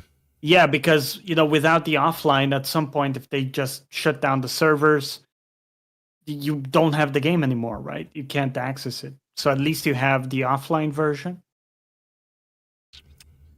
Yeah, and some games, if they're driven by server-based data or they're driven by server-based GPU power to do the world or what have you, like that becomes difficult. But I for sure think preservation, it's in and of itself. Yeah, that's like, I don't think companies, I don't think anybody's out there saying, man, I want to destroy it. On the topic of like the specific question with physical versus digital, I think definitely I would lean towards physical preservation over digital. Yeah, me too. As being more important. You mean having... I mean, that's certainly... Sorry, go ahead. Yeah, so that's certainly what, like, a lot of national... Because, a lot of national libraries have that as their, like... That's their mission, is the preservation of cultural artifacts, which video games are part of that. And same thing with the movie, where they collect all this cultural material that they then store for future access, so that future generations can access and experience those cultural artifacts. And so to that end, play experience is certainly, I think, part of that preservation. And in order to sort of maintain with video games, in order to sort of maintain that the ability to carry out that play or preserve that play experience, you also need to preserve like the game consoles of that time. So you need to preserve like NESs or emulation could potentially do it as well, right? To sort of mimic it. So you could maybe create platforms that could mimic those platforms and then facilitate that play experience. So the physical media, I think, is definitely the greater importance, because the digital has a lot of risks involved where access to it can be lost. Yeah. More readily than physical media, I think. Like both through the internet, but also just getting taken off storefronts, as we've seen, and whatnot. Where preservation there becomes trickier than it does with physical media. Yeah, I'm also not too like. I'm of the opinion that like people over time, companies, ourselves, whatever, people will start to figure things out over time and go like, okay, this was not the best way to deliver this game, or this is the best way to deliver this game.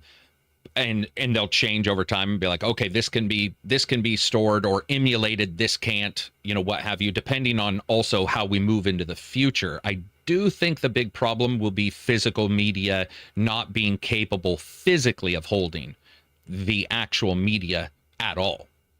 So especially streaming, especially as games get larger and larger, we start getting, I think 8K is sort of ridiculous. So let's stick with the 4K, but you've got, textures, and you have your uncompressed audio, and you start getting stuff.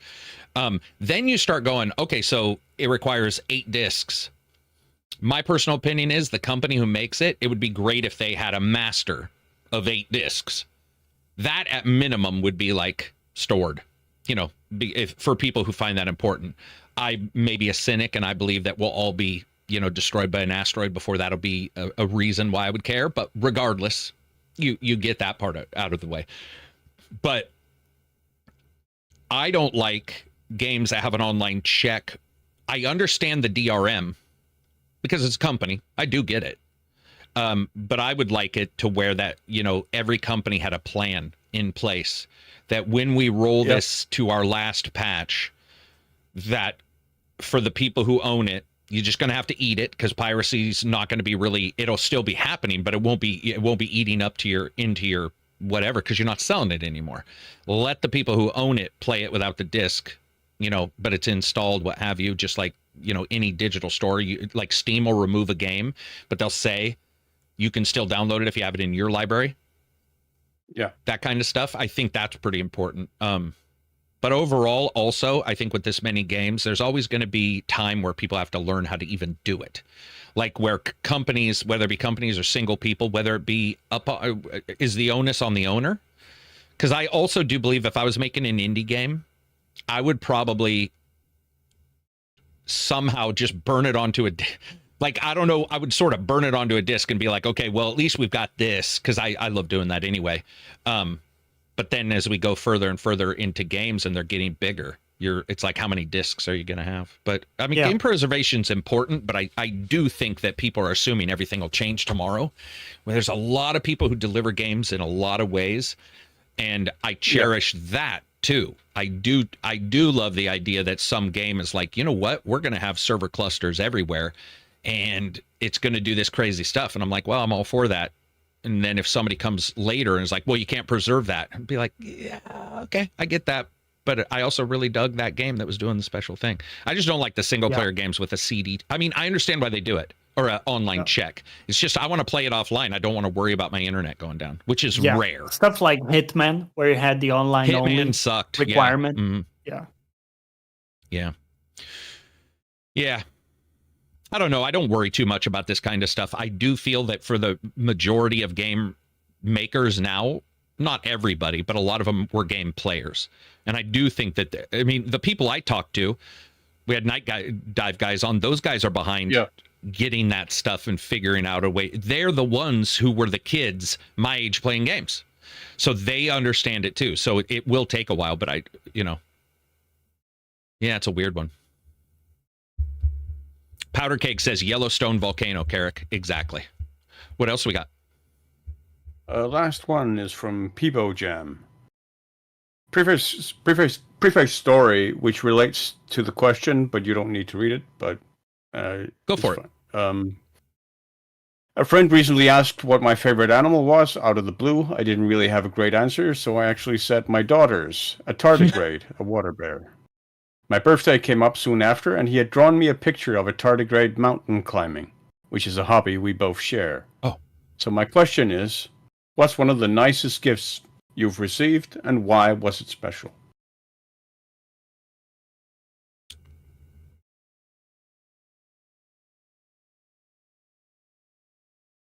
I have to ask, what is a water bear? It's the little super It's a small, tough little like tough little critter. Like microscopic, basically indestructible. Indestructible. They'll be on the outside of space shuttles, even when the shuttle goes up and comes down. And they look a bit, when you look at them, they look like a cellular version of a bear, a bit. Not, it's humans. They're microorganisms. It's us pretending it's got some general look, like sort of the front end, it's pudgy ass thing. Okay, let me say this in a non-bad way. Because a gift is from a person that is a bad person. Someone I know, years ago, I had no money and I sold a Frank Franzetta art book that was signed by him and a bunch of other authors. And it was like $1,000 when I sold it because it's super rare. And about a week later, this is a heartless person. See, I shouldn't even have said that. But it was the one good thing I think they did in their life. But about a week or 2 weeks later, without me telling them where I sold it, they had tracked down where I had sold it in town and bought it back. And because I had to pay rent, I had no money, and they had bought it back. And that was a time where I was shocked at somebody's graces. And the only time I was shocked at theirs. God damn it. See, I was trying to talk good about them, but that was the one good thing they fucking did. Anyway, that's mine. What about you guys? First guitar. Somebody bought you a guitar? My parents gifted me a guitar. Yeah. That's cool. Got you into everything, man. They started it all. Were you already like strumming a fucking broomstick when you were a kid? Like in a broom? Because I played the broom really well. Like as a child, I could rock out on a broom. So when I was really young, at around like 10 years old, I had like a classic guitar, a very cheap classic guitar. I started playing on that. But when I was about 12 or 13, I got gifted my first electric guitar. Mm-hmm. And that was completely like... Game changer? Game changer. And it's like, yes, this is amazing. And it completely different level of like, enthusiasm about the instrument compared to the classic as a kid. That's awesome. I love that. Yeah. What about you, Silver? Got any that you remember? Yeah, I mean, the one that comes to mind is from last year, actually, from around Christmas. Though it may be a little, I don't know, maybe be a little small or overly sentimental. But I volunteer at for an NGO called the Danish Refugee Council as a tutor for kids with different ethnic backgrounds to help them in school and whatnot. And there's a little girl there, around 8 or 9, she must be. It's just completely adorable. But she's very, very quiet. She's very, very reserved. And especially because the tutoring class can get very loud with the other kids. And so she'll basically kind of shut down. But it's been really, I've worked with her a bunch. And towards Christmas, she made a drawing and gave it to me, like of Santa and whatnot. And for whatever reason, that ended up actually being a year highlight for me that I got really sentimental and emotional about. It wasn't much, but it was somehow a lot. Well, it's thoughtful as hell, I think. Yeah. Somebody drawing something for you, because it's an effort that's different than, a purchase. or something like that. Yeah, and also that it was her, and she's just she is just beyond adorable, but she seems so constantly like scared, and you just kind of want to. She draw you a picture of a Help monster. her. No, she like it was Christmassy stuff, Santa Claus. and Oh, whatnot. gotcha. Yeah. Also, that goes in line with this. Do you guys ever remember the best advice you've ever been given? Ooh. I couldn't possibly pick one piece, I don't think. Continue. I'm just grabbing this. You got any, Johnny? I'm thinking, so this would be like a person giving you a specific piece of advice, so not something we've picked up from. I think it could be something you've Random. picked up as well. Yeah. I'm trying to think if there was like one person, because that would be a better story. Did you have any like professors or teachers, Silver? Anyone who like imparted something that stuck with you? No, I don't think so. Nothing specific. Not Yeah. specifically. He's like, no, I hated teachers. No teacher told me anything. I love that. Yeah. I did No, mean I mean, by a they- person, they- by the way. Johnny, you were asking. I sort of okay. did mean that. Okay. Yeah. I mean, for sure, they gave a lot of lessons, but nothing that was like a specific piece of advice that I found particularly resonant from them. In my case, I think advice. I remember. Oh, go ahead.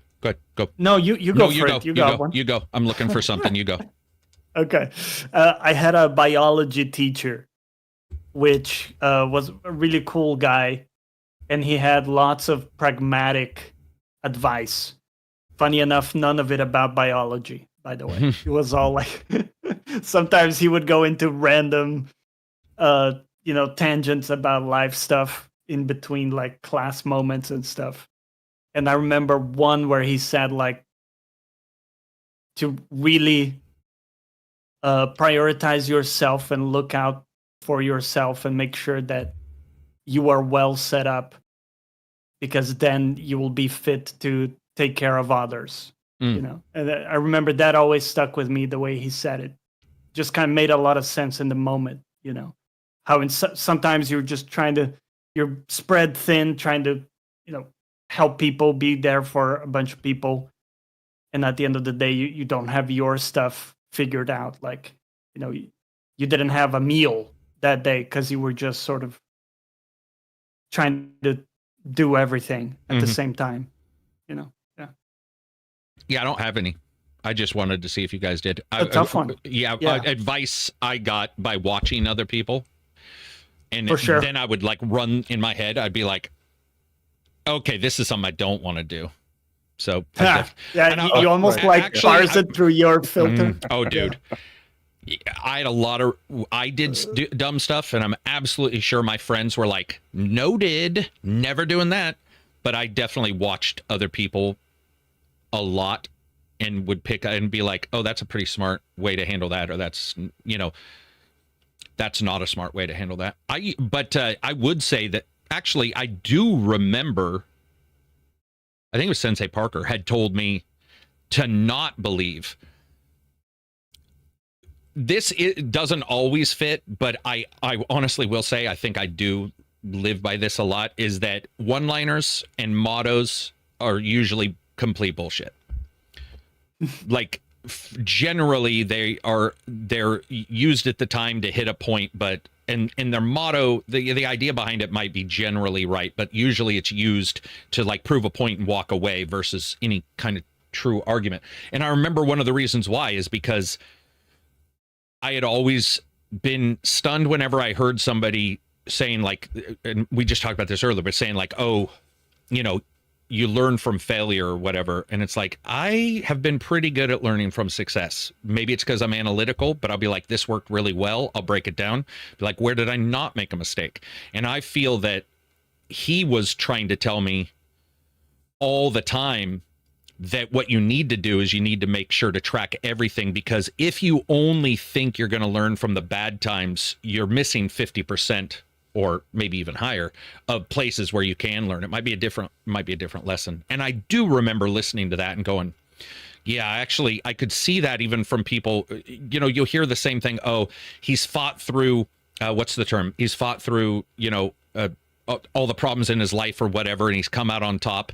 But then you'll see another person who has won all their fights, and they're still on top, and they're still doing well. It's like, well, obviously, you don't necessarily need it as long as you're analytical and you sort of understand what's going on around you and you're watchful. I think being watchful is really helpful.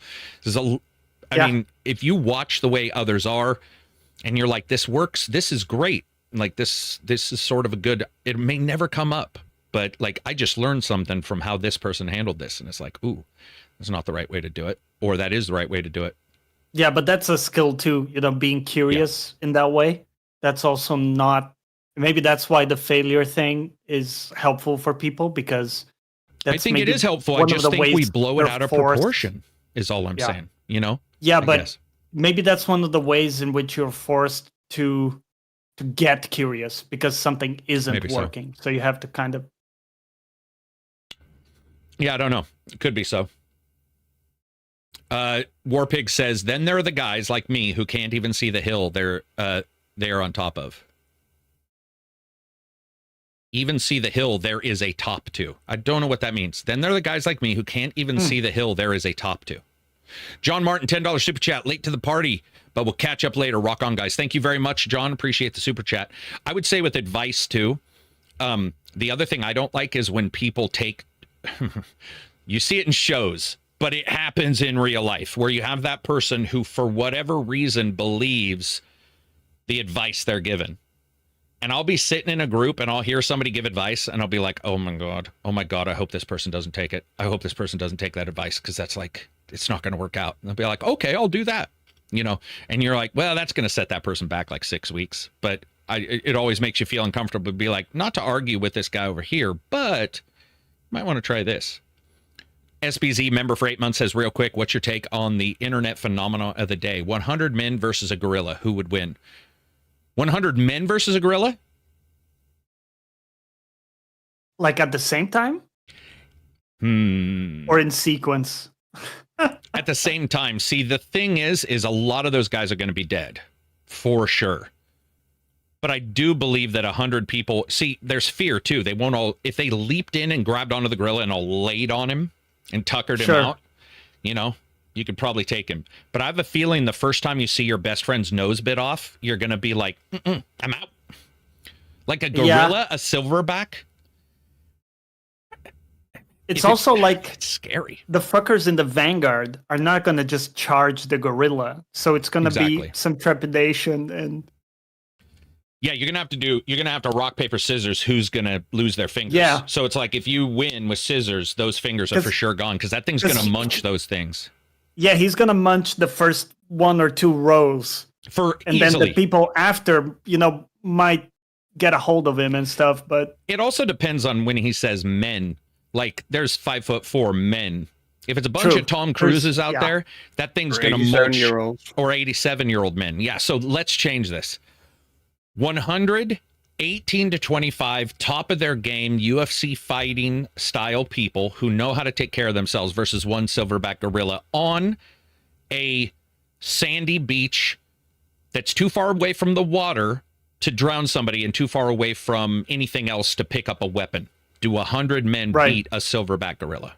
So we're talking only the power of what you can do with your body, like and we'll say selfless. We'll say selfless men.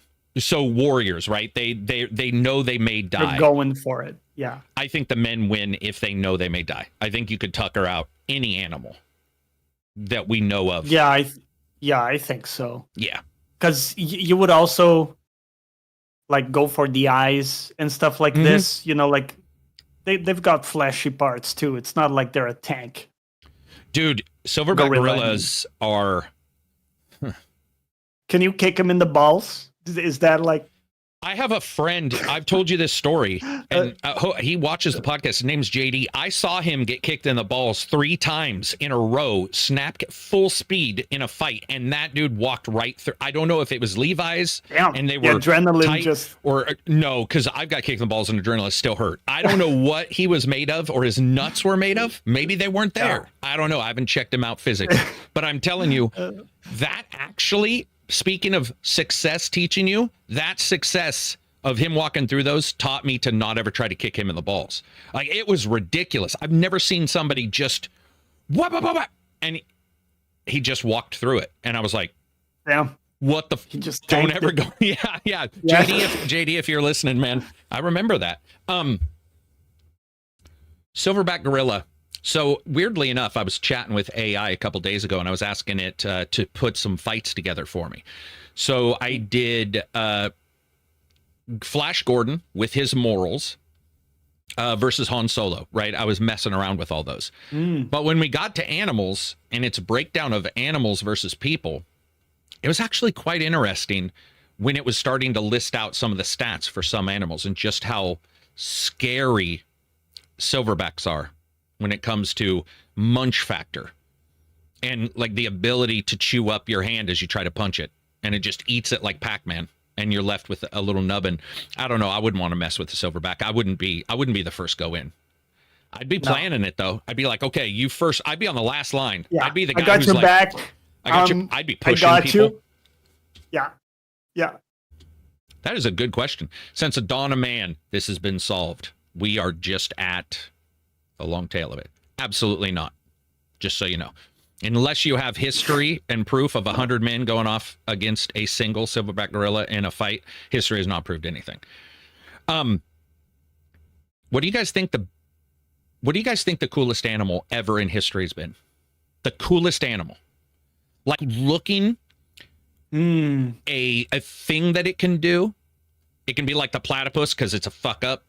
Like, you know, or the platypus must have got held back like a kid in school because that thing, I don't know, it learned a lot. It can't do anything though, in all right? honesty, It's like probably It can sting you with its forelegs. Can It got poison. Say again. What were you saying, Silver? The sperm whale, probably. Oh, really? Honest. Why is that? It has one of the largest brains of any animal on Earth. It can like just its physiology is absolutely incredible. The depths it can dive to, it's one of the deepest divers of any of the whales. It has titanic battles with giant squid, baby. Yeah, true. Giant squid are its main diet. Yeah. That's its main diet. It's a pretty badass. It's an extremely communal whale. Family units are extremely important to it. They mourn the dead, right? Don't they mourn calves when calves pass away? They do. Yeah. They do. And one of the few whales that can put up a fight against killer whales, orca. Regularly beat and kill orcas. It's a really, really remarkable animal. Really beautiful. Like its whale songs as well. Like its sonar its sonar pings are so powerful that if you're in the water, when they click you, it could actually like rupture your eardrums, internal organs. Yeah. The force of their clicks. Yeah, it's just an absolutely remarkable animal. Yeah, that's these guys. This guy says a gorilla would have a tough time with 5 men, and I just saw a video of 3 guys, and the gorilla just destroyed them, but supposedly 2 more. Anyway, okay, let's see here. The coolest animal. What about the pterodactyl? Pterodactyls are awesome, man. I love. Yeah. And the even larger one we talked about in voice chat. I don't know why we went on a dinosaur range finding mission in the chat that day, but that thing's like wingspan was massive. But yeah, honestly, I don't want to go with a cheap answer.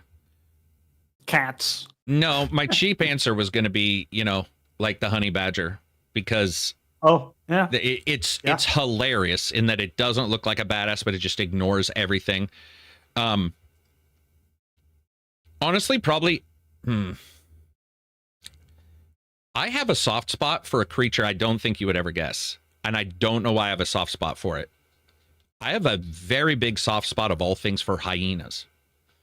And I don't know why. I have a friend who I sort of know who runs a animal preserve, and they have a hyena. And they're very unique. They certainly have their temperament, and they've got all these weird... Not only that, they have the most fucked up births of any animal. Don't even talk. We don't even need to go there. I know about the births. Never speak of it again. Above its pelvis and to its head, it is one of the craziest. And it's sort of their build is so unique to me. Like a hyena's build is definitely not the same as you would expect. And the jacked ones look so. There's just something about them. I love their sound. I like this guy's is somewhat communal, as in it'll be communal with him, but it's got its idiosyncrasies. It is a animal, and he's very clear that it is a wild animal. But I have a super soft spot, and I think they are really cool, man. There's something about them that I really love. I just like even their look, you know. But I don't know why.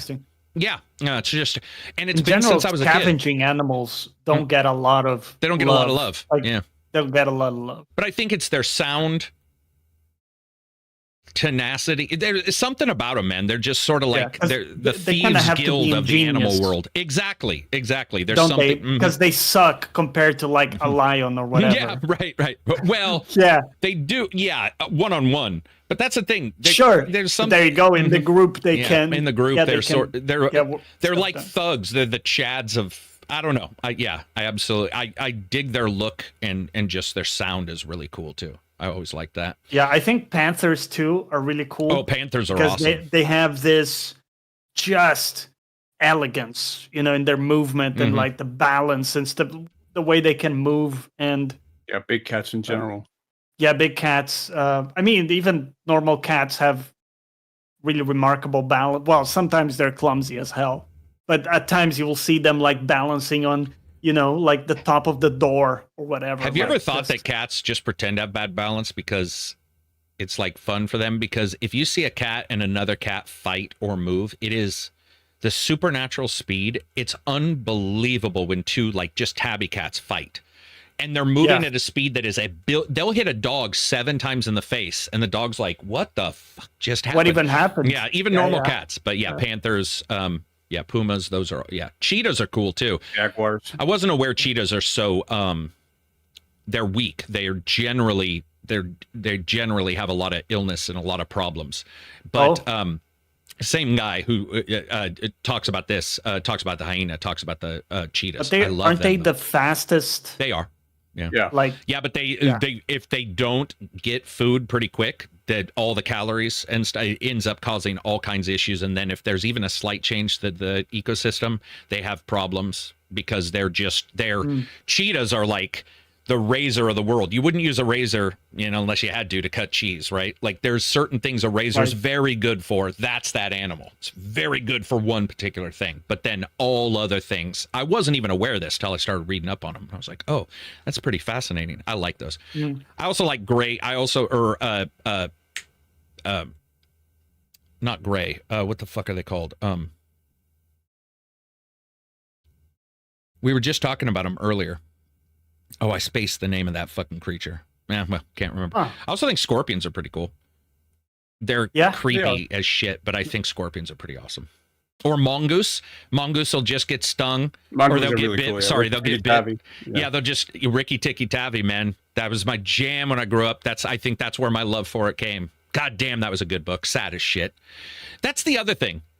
All the good books I read when I was a kid always ended up with that sad-ass ending, dude. And my mom and dad were the mom and dad who would never skip it.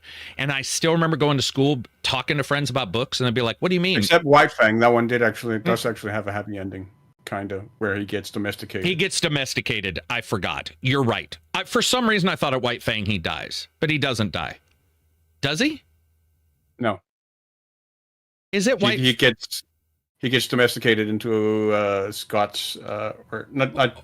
I think it's Scott Conroy or Jack Conroy. Holy shit, he does. For some reason, I didn't. Man, that book was hard to read in the middle. And he finds a mate and has pups as well. And has pups. I remember. And they even describe it from his viewpoint of having pups. I forgot about it. Yeah, you're right. Yeah. Those were so, dude, it's still pretty sad. I mean, the stuff that happens in the middle of that there's a bunch of stats. I mean, the dogfighting in that book in particular is. Yeah, that was hard for me because they explained it very. Yeah. I feel very very technically, and there's the one dog that he fights where it bites here and then slowly munches up the other dog's esophagus. Yeah. And I was like, man, I was reading it while out camping, and I was like, this is hard to read. Like, but it's super good. What else do we got? Do we have anything else? I looked and we were at 2:30. Now we're at 3:25. This is what happens when we talk about animals and shit. Damn.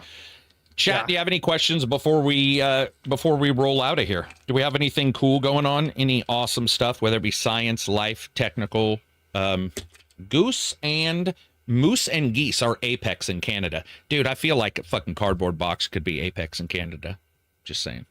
Just joking. Wow. I'm joking. Moose scare the shit out of me. If you ever see a video of a moose, you're like, yeah, they holy should. Christ. Don't fuck with a moose. Yeah. That is ridiculous. I am joking. Moose are crazy. Do we have anything else, though? Any personal anecdotes? Anything amazing going on? Anything not amazing? Are you trying to, conceive and you can't? You need my help? No? All right. That came up yesterday in a chat, by the way. Dude, you guys missed it. Dude, voice chat went off yesterday. We almost went a little too far, man. Like, somebody was explaining stuff, and I was like, hold up. We can move on from this discussion. Like, we were getting really close to being very questionable. And you know me. I usually let that shit go. Had 2 moose in the yard this morning, says Peebo Jam. Where are you, Damn. Sweden? Wait a minute. Sweden has a bunch of moose? Oh, yeah. Are you shitting me? Sweden has lots of moose. I did not know I that, didn't man. know that. I did not know that. I thought that was like a fucking zero moose area for some reason. Weird. Are they as mean? Not as mean. They're not mean. Are they as ignoring of others as they are? Every bit as ornery as Canadian moose. Yeah. What else do we have before I wrap this up? I don't think much. I will say this: if you guys join the patron, it's free. Obviously, you can join the first level patron, which has the patron podcast. Then there's $3 for no ads for these, and then there's $5 if you guys want to join the Discord. You guys will see videos for me coming up in the next week. There'll be a couple videos, and maybe another side podcast. I haven't decided how to do those. The problem is, the reason why I don't want to say that I'm going to do a side podcast is normally I don't do them alone. I like doing them with somebody else. Additionally, I don't want to ask somebody else unless I for sure know I'm going to do them. And tertiarily, actually, I did one and was asked instantly if everybody should expect one. And it took less than an hour. Like, should we expect these? Main job is, of course, reviews, but I am trying to do the side ones so that we can hit some news and stuff like that. When occasionally I can, but I usually like to have some other people jump on. And I didn't want to bother these guys because they were busy, so I just did that one alone. That was fun, though. That's it for me. What do you got, Johnny? What are you gonna stream this tomorrow? So I'm playing Expedition 33. Probably will be streaming that. Some fun games with the viewers for League as well, every now and then. That's pretty much what I got going on. What about you, Silver? You gonna upload to Silver Hawkins on YouTube? Yeah, I'm still uploading Assassin's Creed Shadows. I'll probably also upload some American Truck Simulator, maybe. Wait a minute. Have you done that before? I have, yeah. Have you? But I never saw that one. But I've also started a brand new career mode all over again on it that I've recorded a couple of episodes of that I may upload. Such a cool game. And by the way, everybody, May has a bunch of cool games. Check them out. There's a bunch of stuff that's coming out in May. It's going to be a baller month. And we should also get some announcements, I would assume. My guess is, with GTA announcing they've delayed, we will most likely, in the next month or two, I know of at least one or two, this is not pimping like behind the scenes anything, but I do know of 1 or 2 games that maybe not big, but that are going to be announced. People are sort of waiting to see, you know, the general timeline. And I think if that's me, then there's probably 50 games out there. And so I'm pretty excited to see what gets announced. You know, with GTA moving, I think there's a breadth. I would have loved it, and I think people would have worked around it, but I do think that it's pretty nice because now we'll most likely get some companies that are a little less hedgy about saying when they're coming out, because they were all waiting. You know, they were like, definitely, we'd like to be a week away at least. So anyway, that'll be it for us. Thank you, everybody. This will get uploaded in the next couple days. I'm just joking. It'll get uploaded in like an hour to Spotify or iTunes. That's it for us. Peace out, everybody, and enjoy the rest of your week.